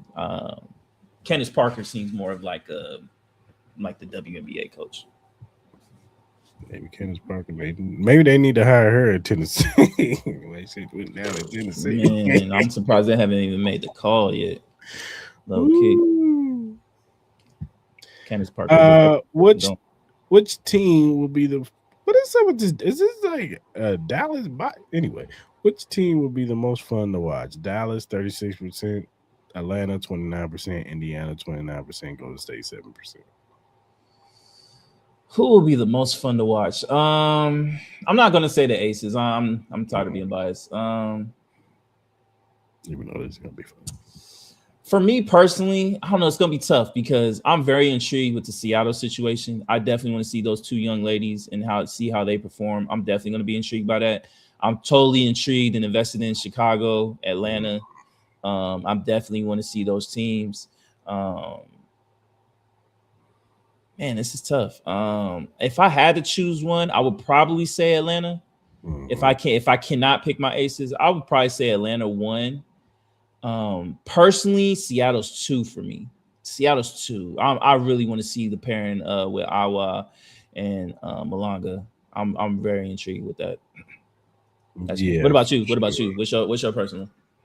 I think the Sparks are gonna be fun as shit. Sparks gonna be fun as shit too. I ain't gonna cap. Yeah. Chicago gonna be fire too. Like, don't get me wrong. And like no disrespect to India. I think Indiana gonna be a fun watch. Like Kelsey Mitchell, Caitlin Clark.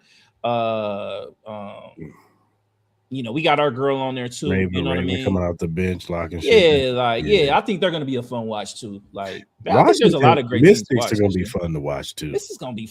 Honestly, I think there are a lot of teams that are gonna be fun to watch. Like, honestly, I think the Sparks, the Aces, the Storm, New York is gonna be fun to watch. Atlanta is gonna be fun to watch. I guess Dallas. I don't. Me personally, Dallas is not on my I need to watch list. I guess to see just the pairing of Ozzie Fudd and Paige and Enrique, just to see what they do with all three of those. But I don't know, man. I don't know. I would have Washington ahead of Dallas. I would definitely have Atlanta, Indiana, Golden State. They'll be fun. They'll be interesting. I think they would have been funner with Flage and Gabby Williams. I think that would have been fun. Yeah, for sure. Which team has the best home court advantage? They got Golden State, Indiana, and New York. I would put the Storm up there. I think the Storm have an amazing. I think Seattle's just a great sports town. I'm not mad at Golden State. Indiana, they've been. I think they're racist as hell, but I think Liberty have a good Liberty have a good home crowd. I think the Aces have a good home crowd, but I'm not mad at Golden State. It should be Golden State 1. I think Golden State or Seattle 1. 1A, 1B, 1A. Which team has the most promising young core? They got Dallas again, Seattle, Washington, Indiana. Seattle and Washington. Yeah. Seattle, Washington. And where's Atlanta at? They act like they old. Atlanta ain't old. So that's pretty much the list, man. No, that's good. That's good. You, this is the no, go ahead.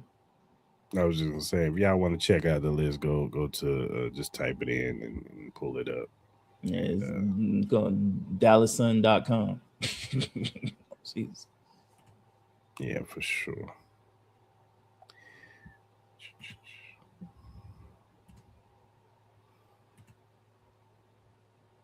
Yeah, what's up, dude? What's going on? What up? What up? All right, man. Let's do our BetUS Sure Fire Picks. Let's do it.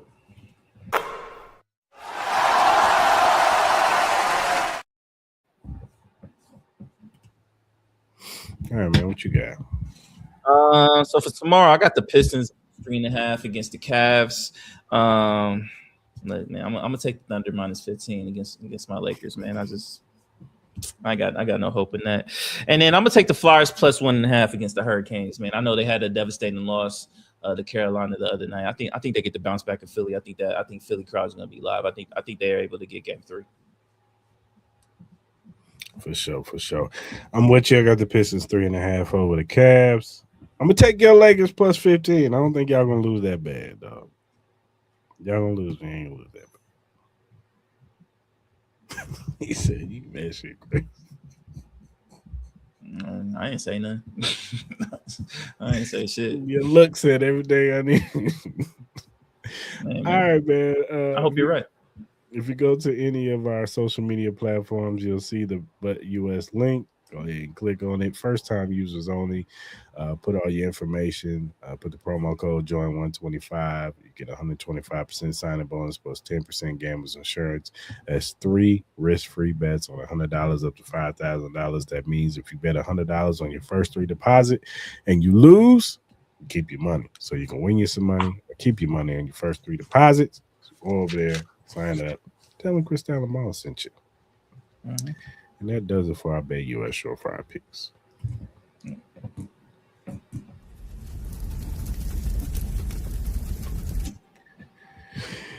Now the best segment that's sweeping the nation, Maul's Random News. It is now time for Maul's Random News.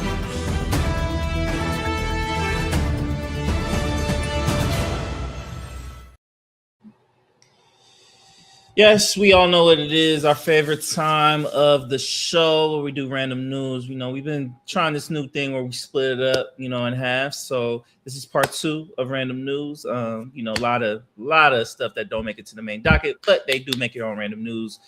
And obviously, we love to hear Chris's comments on, certain different topics. So, sir, are you ready for part 2 of this week's random news? Let's get it. All right, man. First up, we got some news about Mortal Kombat. Ed Boon, he made some comments about some potential future guest characters that he would love to have. He said, quote, "I would love to see a Street Fighter character in Mortal Kombat. I'm a huge Street Fighter fan," Boon said. "We've had Joker as a real dark character, but DC and Marvel, it would be a lot of fun to see those characters as well." What about you, sir? With a new, obviously, Mortal Kombat is still probably some years away. Obviously, the big rumor is Injustice will be their next big game. But for the next Mortal Kombat, man, what guest character would you like to see them use that we haven't seen before? The Terrifier. Terrifier would be fine. Yeah, Terrifier would be fine. Mm-hmm. The Terrifier. Terrifier would be fire. I wouldn't mind that. It'd be kind of hard to see a Street Fighter character getting his head ripped off. I don't know if Capcom would allow that. Yeah, Ken and Ryu getting their I don't know if Marvel would allow Superman. I think you could put M. Bison in there. M. Bison? Mm-hmm. Maybe Vega. I could see Vega maybe. Vega too, but I think M. Bison is vicious enough. You can put him in there. Akuma, I could see Akuma. Sagat, one of them. I think you can Blanca. I could probably see Blanca in that thing too. As far as Marvel characters, like I'm sure there's some. I mean, like course. Thanos. I guess you could see Thanos in that thing. But again, does Marvel really want to see Thanos get his head ripped off or his heart ripped out? I mean, he got his mind ripped out in the comics by Dr. Doom. Yeah, I don't know, man. We'll see. But we look forward to it when Mortal Kombat ever comes out. Mm-hmm. All right, man. Next up, and it seems like the city next to Las Vegas will officially be dying. Seems like a lot of the businesses out in Prim, the last hotel that is open in Prim, will all be closing down. So what are your thoughts, man? With Prim seeming like it seems like Prim will no longer be here, man. It seems like it'll be like a ghost town here in the next year or so. So what are your thoughts? This economy, man, it's gonna be shutting down a lot of these small cities, man. They can't afford to keep some of the stuff they got there, so. This is no surprise to me, man. You know what I'm saying? Like some of these small towns, small companies, mom and pop shops, like it's gonna get hard for them to afford some of the stuff that they gotta sell or try to, maintain. So unfortunate situation, you know what I'm saying? But prayers out to Prim and all that stuff. But hope y'all land on your feet, wherever y'all next endeavors are. Yeah, it seems like we're gonna have to go to Arizona for our Powerball tickets too. So just means the drive's gonna be a little bit longer. All right, next up, man. Seems like new pandemic might be heading our way. The hantavirus has been, the big talk around all the nations. Obviously they had the boat that had some unfortunate people that did pass from this virus. They also did report that at least 3 people in the United States are reportedly being monitored for possible hantavirus exposure. What's your concern levels with the hantavirus and everything going on, especially in the predicament that the United States is currently in right now? I won't be really truly concerned unless it hits like coronavirus hit.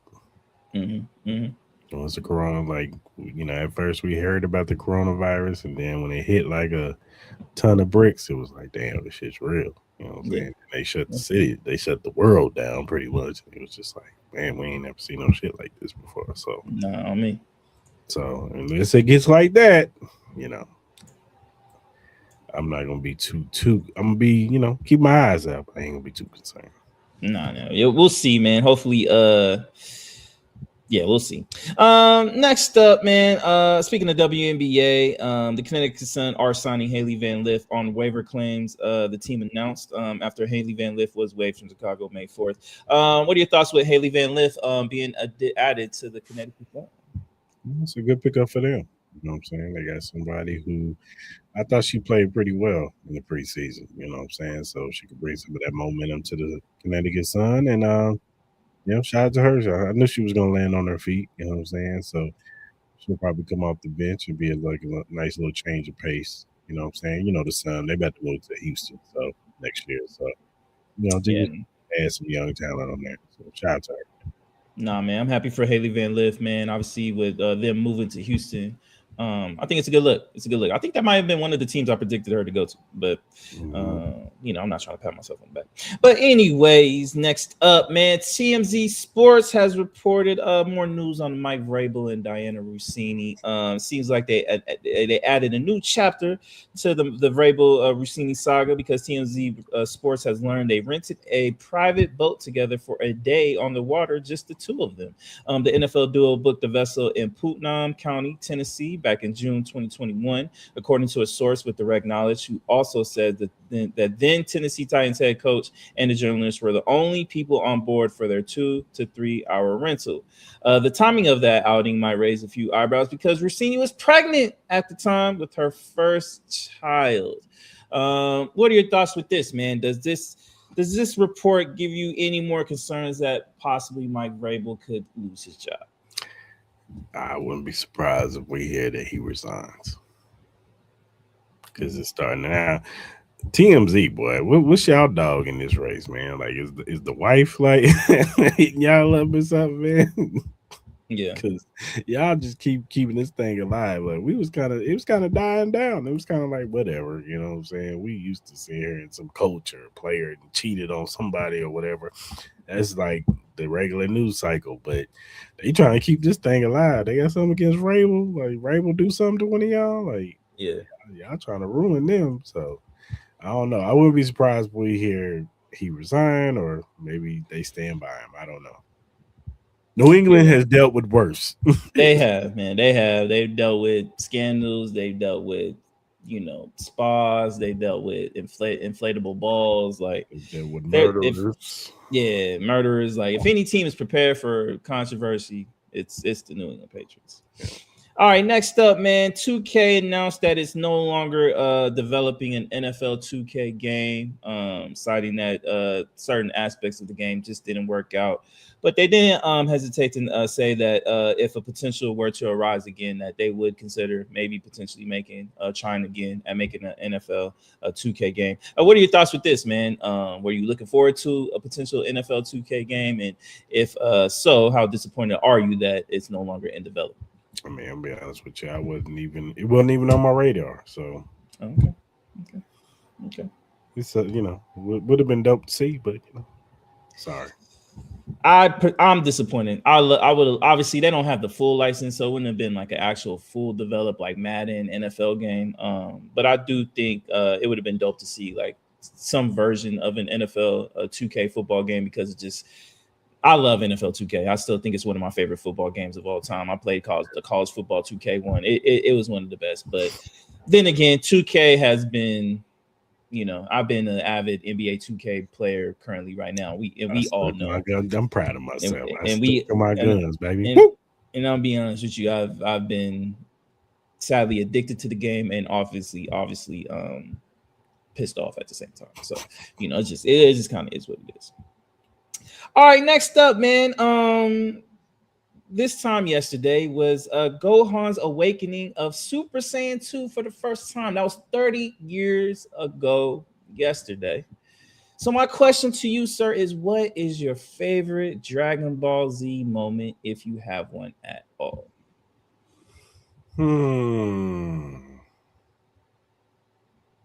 That's a good ass question, dog. I kind of feel because I didn't see none of like the Dragon Ball Z Super and all that stuff. Like, that, shout out to my son, my oldest. He watched all of that. I dropped off at the Cell game. No, I dropped off after the Majin Buu stuff.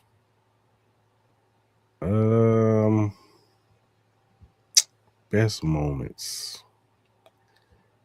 I'll have to say the Cell games are probably the best moments. Cell games, or the fight between Goku and Frieza. Yeah.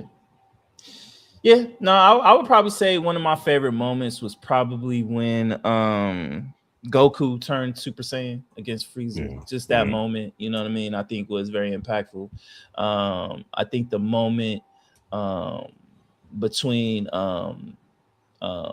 Vegeta finding out Trunks was his son. I thought that was a pretty interesting moment. When Vegeta ended up killing himself when he was fighting Majin Buu, that was, that was probably some of my favorite moments. I'm a big Vegeta fan. You know what I mean? Even though he got his ass whooped all the time, I'm a huge Vegeta fan. That was always my guy. He always got his ass whooped. They all got their ass whooped. Goku. They all. Goku but Vegeta got his ass whooped just bad. Like at least Goku came back and whooped ass. Vegeta was most of the time he just got his ass whooped, and then he was just mad at the world. Always all the time. Getting murdered. Vegeta is a true black man. We all know this. Vegeta is a true black man. No, we not disrespecting my man. Piccolo. Yeah, we not disrespecting. Piccolo black too. He black too. I ain't denying it. He black too. Shout out to Mr. Bobo. Shout out to Mr. Bobo too. Mr. Popo. All right, next up, man. DJ Who Kid, and he reflected on the Drake and Kendrick Lamar beef, saying Kendrick had his moment, but hip hop has been suffering commercially without Drake. Kendrick had his moment, 6 months. He's the man. Super Bowl, he's the man. But the thing about Drake, he uses patience as a way of like getting back. And as you can see, where has hip hop been? There's no Billboard charts. There's nothing. I'm not an expert in this, but I know when he's here, we're on the charts. Which brings me to the question. Obviously, Drake's album Iceman is coming out next week. We'll have more about that. But my question to you is, especially based off the DJ Who Kid comments, is how important do you think this Drake album is to hip hop, especially with all the weeks we haven't had a hip hop in the top 10 or shit, I think top 100, I think. As far as like in the Billboard charts, how important is this Drake album to be successful? How important is it for hip hop? Do you think? Look, I'm probably the wrong person to ask about this, Mo. Look, I respect, anybody who makes the Billboard charts, and I know how important that is. You know what I'm saying? But I don't be caring about that. Just give me some good music, bro. Like the Billboard chart shit, that's cool. Like I get it for yourself and your accolades, and to put a star on your your vest or whatever. I get all that, but as me as a consumer, I don't care about you being on the bill. Just give me some good music. Yeah, that's what's more important. Drake, make good album. Yeah, I don't care. Now you're Drake, so of course you're gonna chart, but. I don't care. I just want to hear good music, dog. Just give me some good stuff. Yeah. That's what I want to hear from you. You know what I'm saying? And as far as Who Kid saying that, now it's Kendrick's fault now that nobody's making the billboards, like there's plenty of people that still can make music and get on the Billboard charts. Don't blame Kendrick. Yeah. And last time I checked, GNX was getting on the Billboard charts. Yeah, it was. Didn't he have some songs on that album? He was getting on there. Yeah, he did. Yeah, the Luther Vandross track that he did, yeah, Not Like Us was number 1 for a long time. Like, what are we doing? Yeah. They just be lying, dog. They be making a revisionist history, dog, just to push their narratives. I get it. You this whole thing about Kendrick ruined everything commercially, and like it ain't stopping women from coming outside, bro. Like Kendrick didn't stop the women coming to the club. Y'all act like that women just traded in all their stuff and now they're wearing cardigans and church dresses now and everybody's all respectful. No, they still outside too. They still doing their thing. They getting ready for Usher and Chris Brown. It's like this whole notion of this narrative of like Kendrick just killing everything in hip hop. Like, no. If anything, he helped it. Yeah. And he made it to where cats who can rap can come back outside and get more notoriety. Right. Drake was never Drake is a pop star. Let's just call it for what it is. He's a pop star. Yeah. So of course you want him on the charts but that's not a win for hip hop. He's on the regular 100 charts. He's not on just the hip hop charts. He don't care about that no more. Yeah. I'm gonna tell you that right now. Y'all sitting up here talking about, he needs to be on the hip hop. No, he wants to be on the regular 100 pop charts. That's what he wants to be on. So he don't care about hip hop. Yeah. So it is what it is. I don't know. I'm just a consumer, man. Obviously, we could tell. All right, man. We're gonna play a couple videos, man. We got this one with Mary J. Blige. I'm gonna play this one, and then I'm gonna play She Found Response to this set video we're gonna play. All right, so I'm gonna play this video quick, see if you remember it. Exciting things are happening at Burger King. Welcome to Burger King. Oh, what's in those new chicken snack wraps? What's in the new chicken What's in the new chicken wraps? Mary? Crispy chicken, fresh lettuce, rich cheeses, fresh rice, and wrapped up in the tasty flour tortilla. Crispy chicken, wrapped up in The new chicken snack wraps. Come and get it at Burger King. All right, so that was the commercial that was a long time ago. Well, she was asked about that commercial. We're gonna play the clip about that, and then we'll get your thoughts on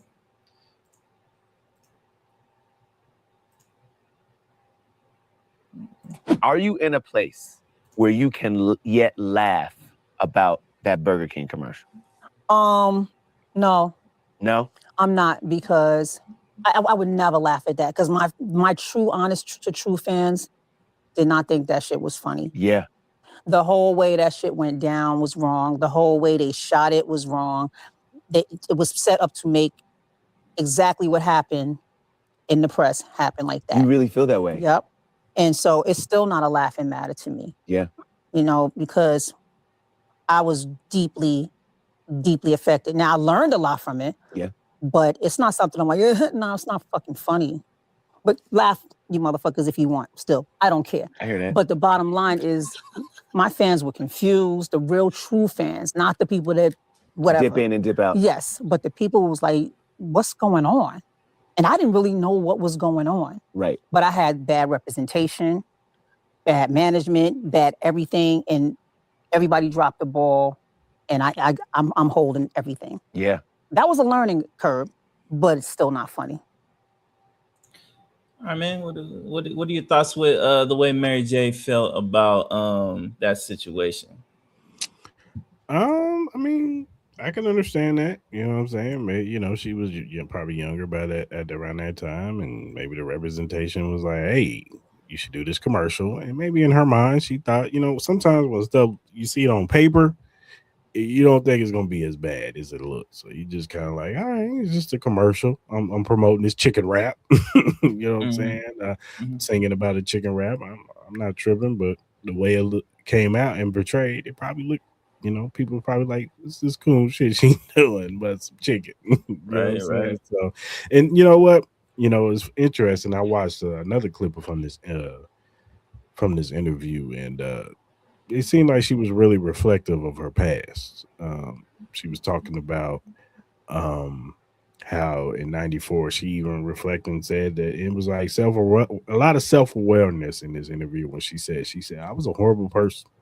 Like I was terrible. Like in '94, I didn't like interviewing. I was mean to people. She was like, they even played the clip of the interview she did with this lady, and the lady was just asking questions, and she was like, "How do you feel about this interview?" She said, "I hate it.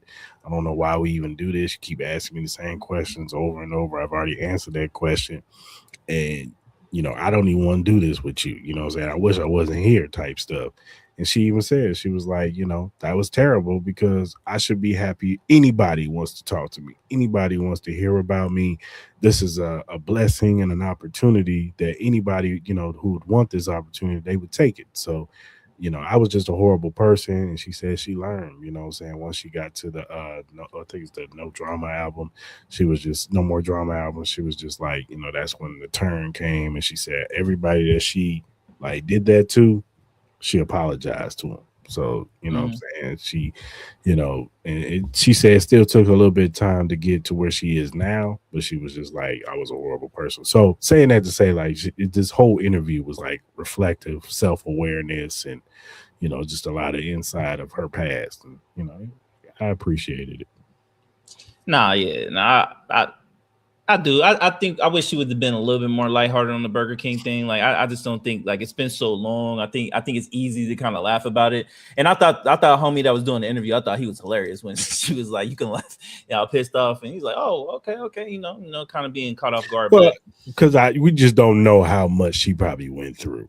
Maybe it probably sent her to a down spiral. I get it. I understand, but it gets to a point where that was so long ago. Yeah, it's like, you know what? Like, yeah, it was what it was. Like, it wasn't representation that I wanted it to be, but it is still kind of funny to look at it. But you know, I'll say this, man. Mary J looking good, man. Mary J looking good, though. Mary J looking good, bro. Here too. All right, man. Next up, man, we got another video. Fee made some comments about the WNBA. I'm gonna play it, and then we'll get your comments, sir. Do you feel like the game is too physical right now? I think that's been a complaint of players and coaches alike for the past several years. We've been compared to the NBA of the 80s and just our physicality. And I do think that hinders the players, obviously. Like, you come to watch players play offense and to score. And so when it's so physical, the game's not fun to watch and it's not fun to play. How did that happen? How did it get so physical? Yeah. I think we're competitors. I mean, we want to win. And if the rules allow, we're going to kill each other to get there, you know? So I just think the rules need to change in that regard. So it's safety for others, and it's a better experience for the fans as well. Now, when you say the rules need to change, it's not just a matter of stricter reffing. You want different rules. I think it's both. I mean, I think it's both. I think consistency in reffing is the number one thing that we ask for every year. And so that, and then also I think the game right now is catered to the defensive player, because you always hear like defense wins championships, and it does. But in my opinion, like I think that it should be catered to the offensive player, because that's why you play basketball. You'd like it to be more like the All-Star game. I would not go that far. Maybe not the All-Star game. You still need defense for sure. But just a little tweaks here and there. All right, man. That was her comments that she made about the overall physicality of the WNBA. I got my opinions, but I would love to hear yours. What's your thoughts? Well, first things first. Could they not get a better interviewer? Like, damn, what's wrong with you? Yeah, my man needed a call job. He must have went wild last night, the night before. Struggling, man. Struggling. Get my man some tea and lemon. Yeah, but as far as what she said, I vehemently disagree. This is the reason why we love the game. Is the physicality, is the way they go hard every night, is the way that they show up night in, night out. What is our biggest complaint about the NBA? Is that they always claim that these dudes are soft. They flopping and they doing all this other stuff. We love the WNBA because of that. We love the competitiveness for these women. We love that fire. We love seeing that. You know what I'm saying? So I vehemently disagree. I think, I don't understand this line of thinking. You know what I'm saying? I don't know if she just feels like she wants to have a more high scoring league, but I don't know. I think the games are perfectly fine the way they are. Everybody knows I love Fee. I love her. I think she, health wise, when she's healthy, she's the second best basketball player in the league. Mm-hmm. But these comments highly concern me because of the fact of that, again, as you said, the WNBA is still a growing league. It still isn't the fully established league. I think this league is growing faster than a lot of people have anticipated, which has in tune brought a lot of fortune to these young ladies that they have rightfully deserved. I'm truly happy that they're able to get the contracts that they do have.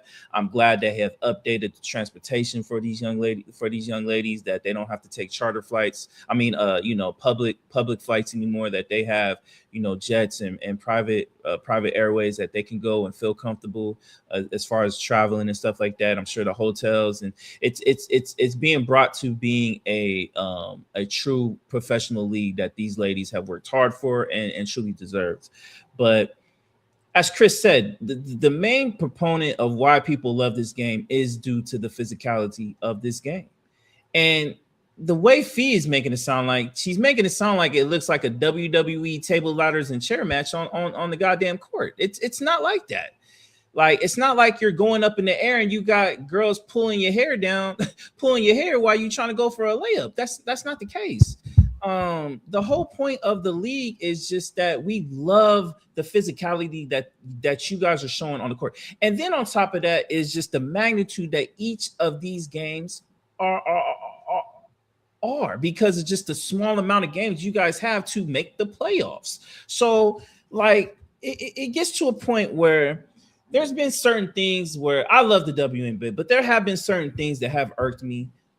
Even though they have been isolated incidences, we can go back to the Dallas situation with Ozzie, Fudd, and Paige. I thought they handled that situation wrong. I thought the way Fee kind of went hard on the commissioner, I didn't think it was the right way to go about it. I do understand her feels and maybe just kind of like the relationship bond between commissioner and players. I do understand that, but I think the way Fee kind of went about that was wrong. And I'm going to say this. I think Fee's going about this the wrong way as well. Because, again, you just got to win. You've gotten better contracts and all that. And, again, well-deserved. But then the next thing fans are hearing is that you're complaining about physicality and that you need offense to be catered to. Like, fans don't want to hear that. You know what I mean? Like, no one wants to hear that. And the relevancy of this league is very, very important because at the end of the day, the WNBA is competing with Major League Soccer.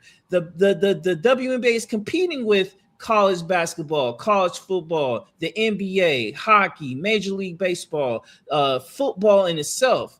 And if you want to be able to establish yourself in being one of these top tier leagues, especially for women, your game has to be able to be appeasing to the eye.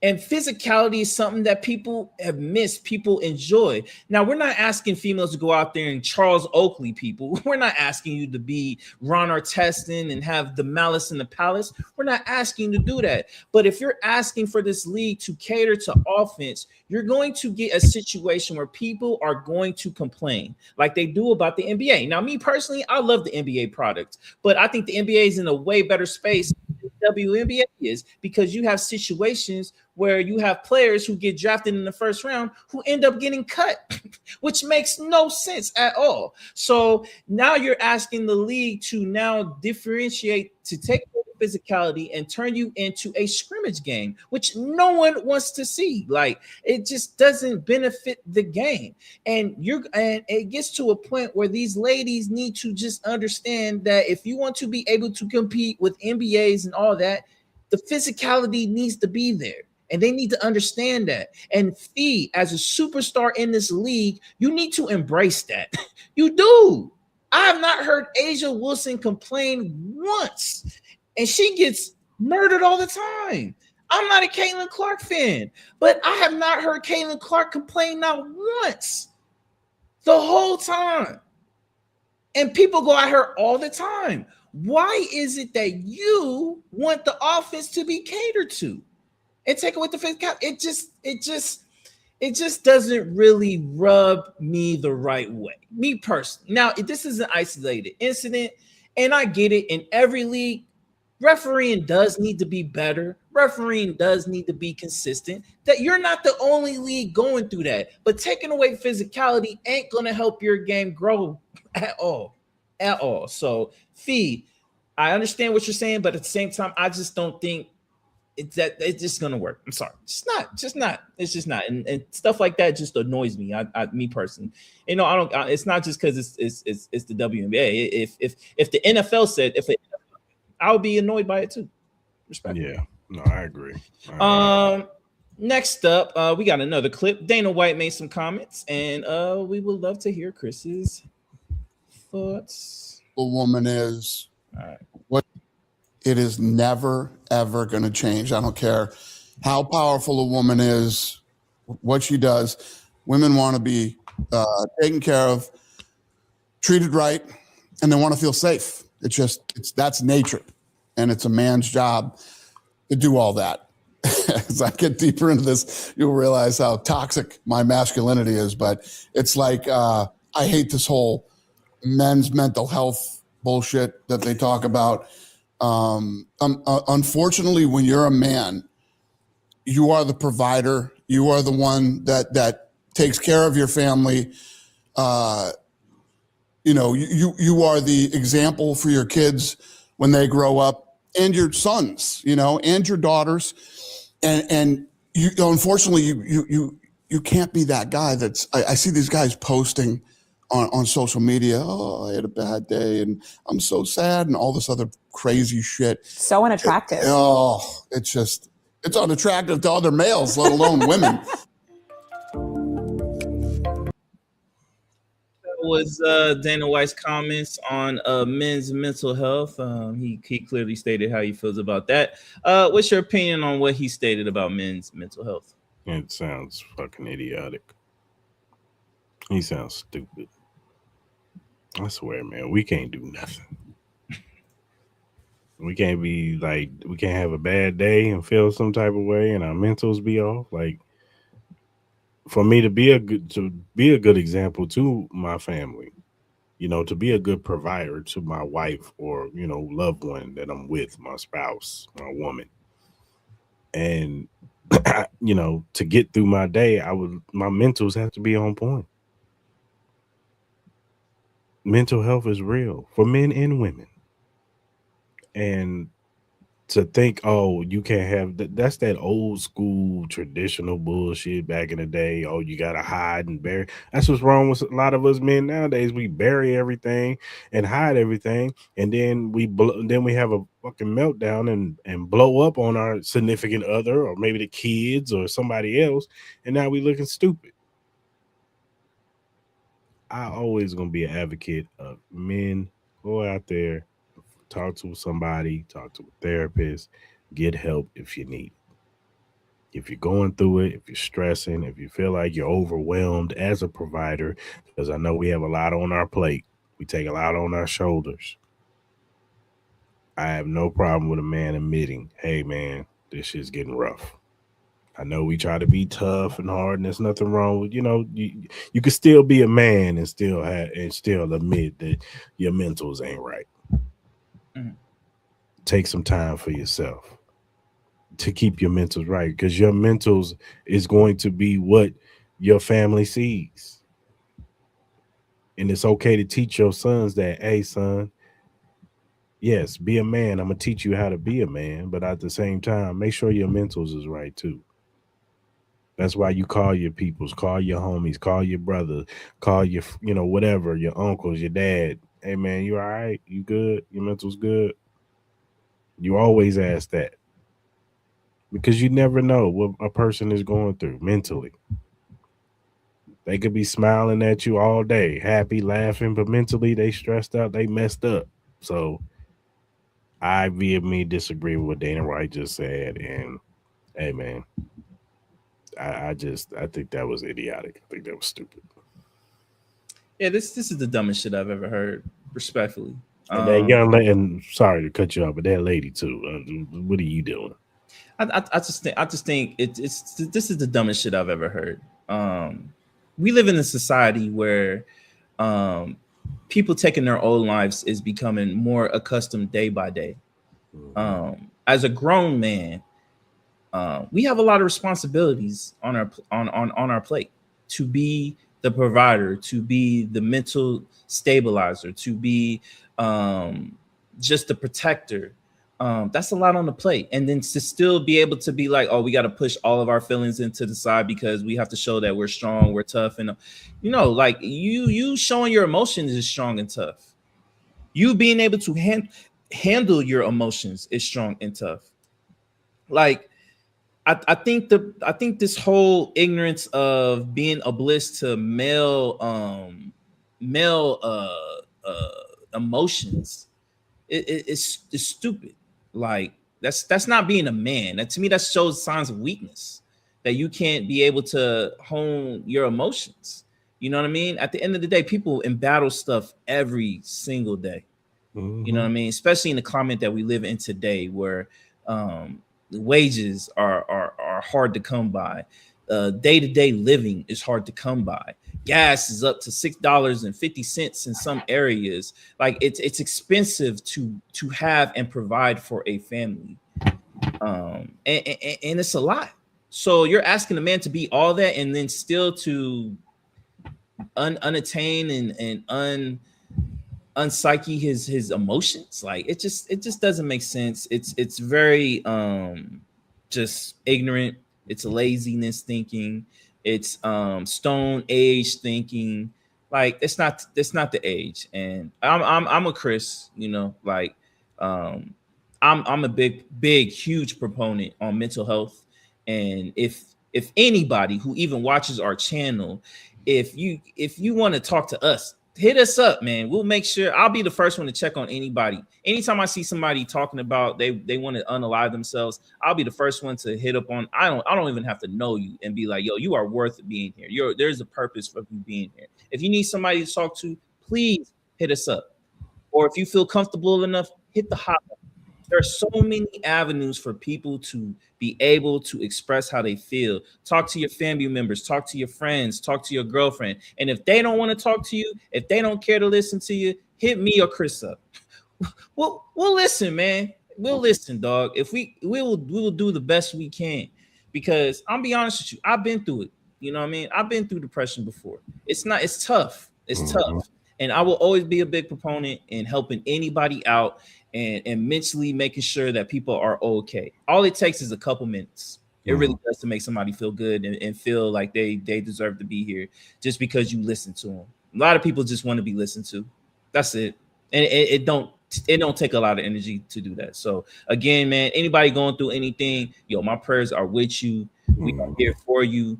There are avenues for you. It's all love. We need to start being more positive to people, show love to people. It's not hard. It's not hard. So that's all I gotta say about that. And that is the end of random news for tonight. Sure. All right, man. Let's do our WNBA predictions, though. Let's do it. All right, man. Who is your rookie of the year? My rookie of the year, I'm gonna go with Lauren Betts, man.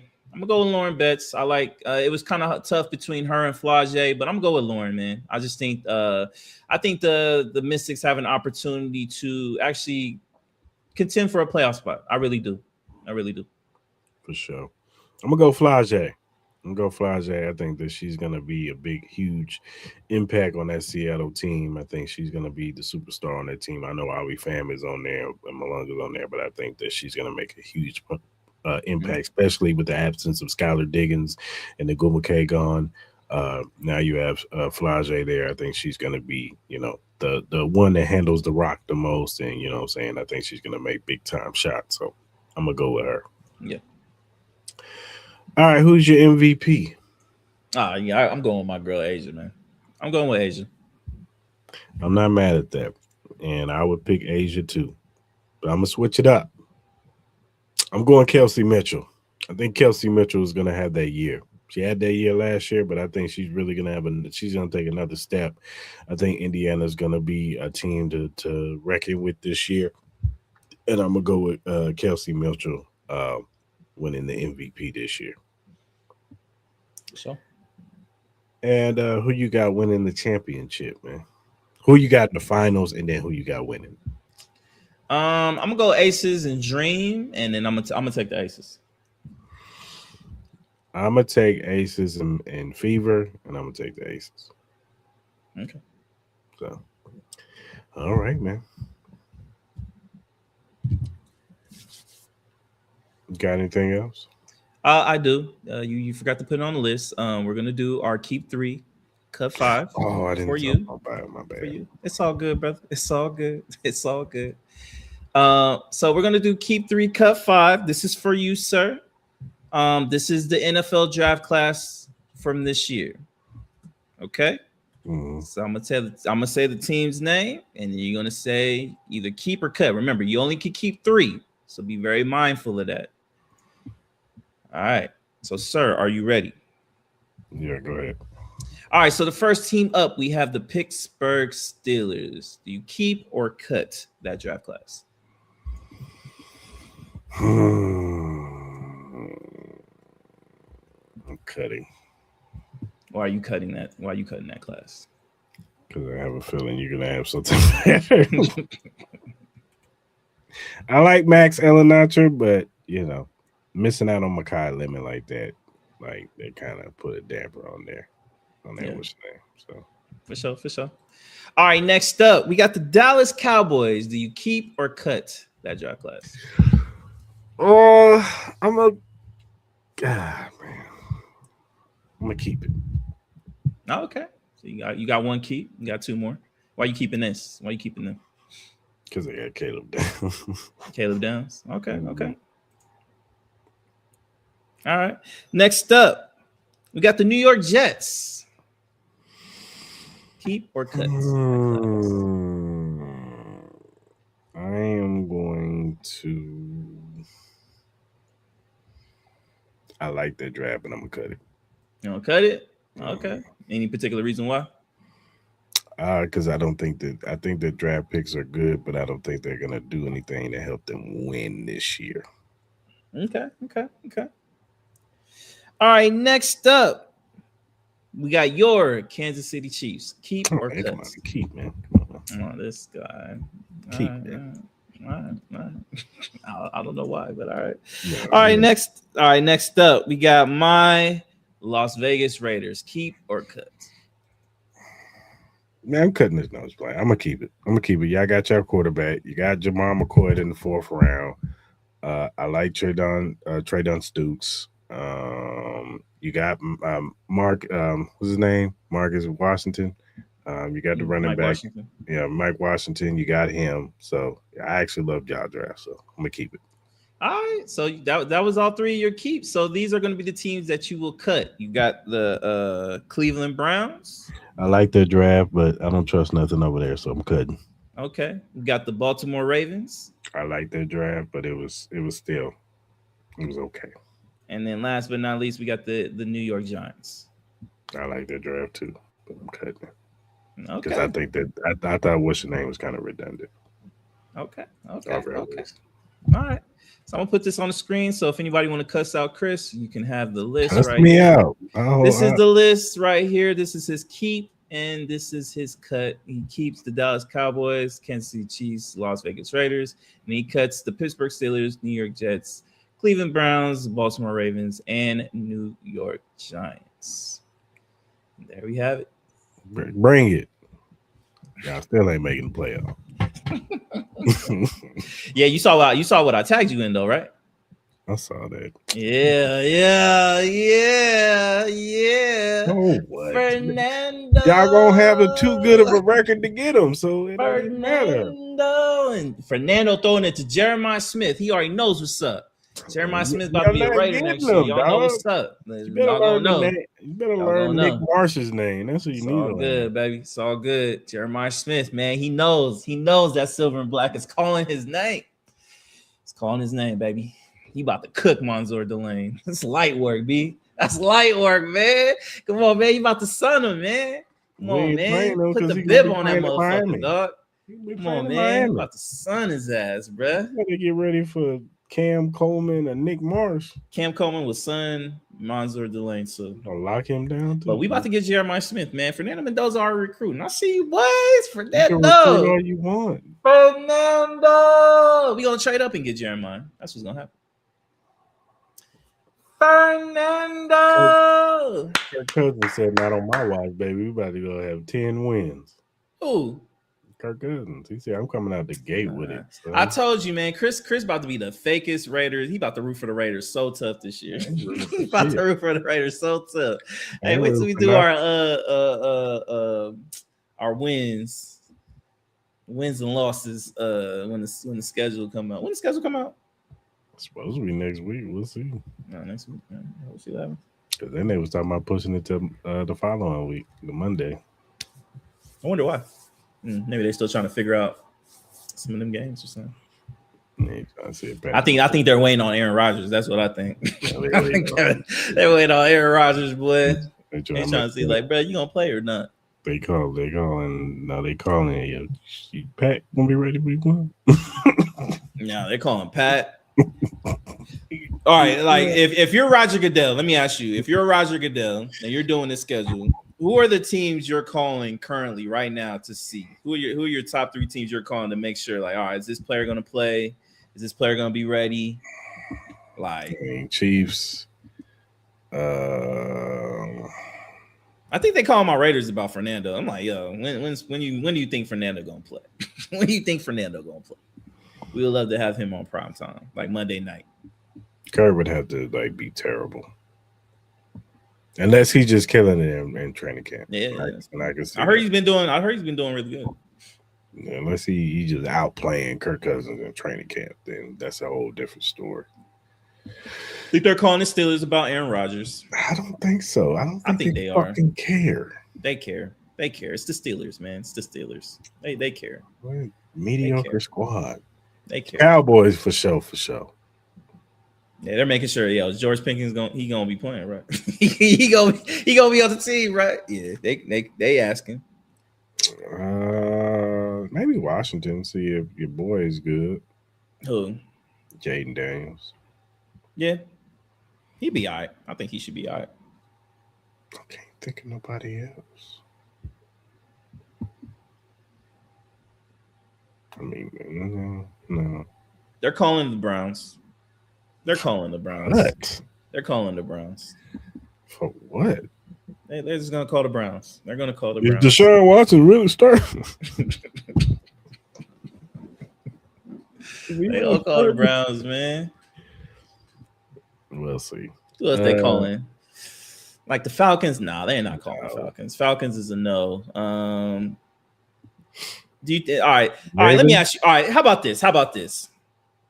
Who do you think will be the surprise team who gets primetime games that you didn't expect, even if it's just one? Get a primetime game? Yeah, Who do you think will get a primetime game that you would be surprised? Miami. You think Miami's gonna get a primetime game? You said surprise. I said if they got us a game, I would be surprised. Hell yeah. I don't know, man. Would I put I would not put Miami. Like, I think the Tennessee Titans get one. I don't think they got one last year. I think they get one this year, especially with Cam Ward's second year. The additions they added that team, I wouldn't be surprised. I think they'll get at least one. I can see it being the Colts game, like a division game. I'm trying to think. It might be the Cardinals. Cardinals. Yeah, I could see it because of Jeremiah Love, maybe, but that team's gonna be terrible. Who do you think will have the most primetime games this year? Dallas. I think it's the Bears. I think it's still Dallas. They still want to put them. They put them. They Caleb Williams is a better eye.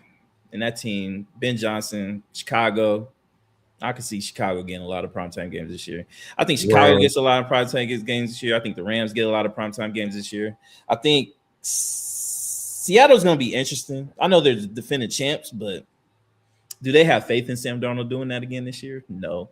I think San Francisco will get the same. I think San Francisco and Dallas, I think they get the same amount. Like, I don't think it's crazy, but it's enough to, like, it's noticeable. Green Bay will get a couple. I think your Chiefs will get more later in the season than beginning of the season. I don't think y'all have any like first 4 weeks. Me personally, I think all those will be like either like morning games or like afternoon. Detroit, I think Detroit will get some. I think the Texans will get some. I think the Texans will get some primetime games. Baltimore for sure. Both LA teams. Philly for sure. New England for sure. You think Denver? Denver will get some. I don't think it'll be crazy though. Giants will definitely get some. Yeah, I can see maybe one or two. Yeah, for sure. They're definitely getting like a Giants Dallas game. I think Washington. I could see like Washington Philly or Washington Giants getting a prime time. Yeah, for sure. Before we go, I want to give a rest in peace to Ted Turner, man. He was the icon of TNT. He's the reason why you got NBA on TNT, some of your best shows on TNT, and he's the reason why we got WCW. He was the reason why we got wrestling, Monday Night Nitro. Shout out to Ted Turner, man. TBS too. You know what I'm saying? We had some great shows on TBS too. Give a special shout out to him. Rest in peace. My condolences to his family for sure. Yeah.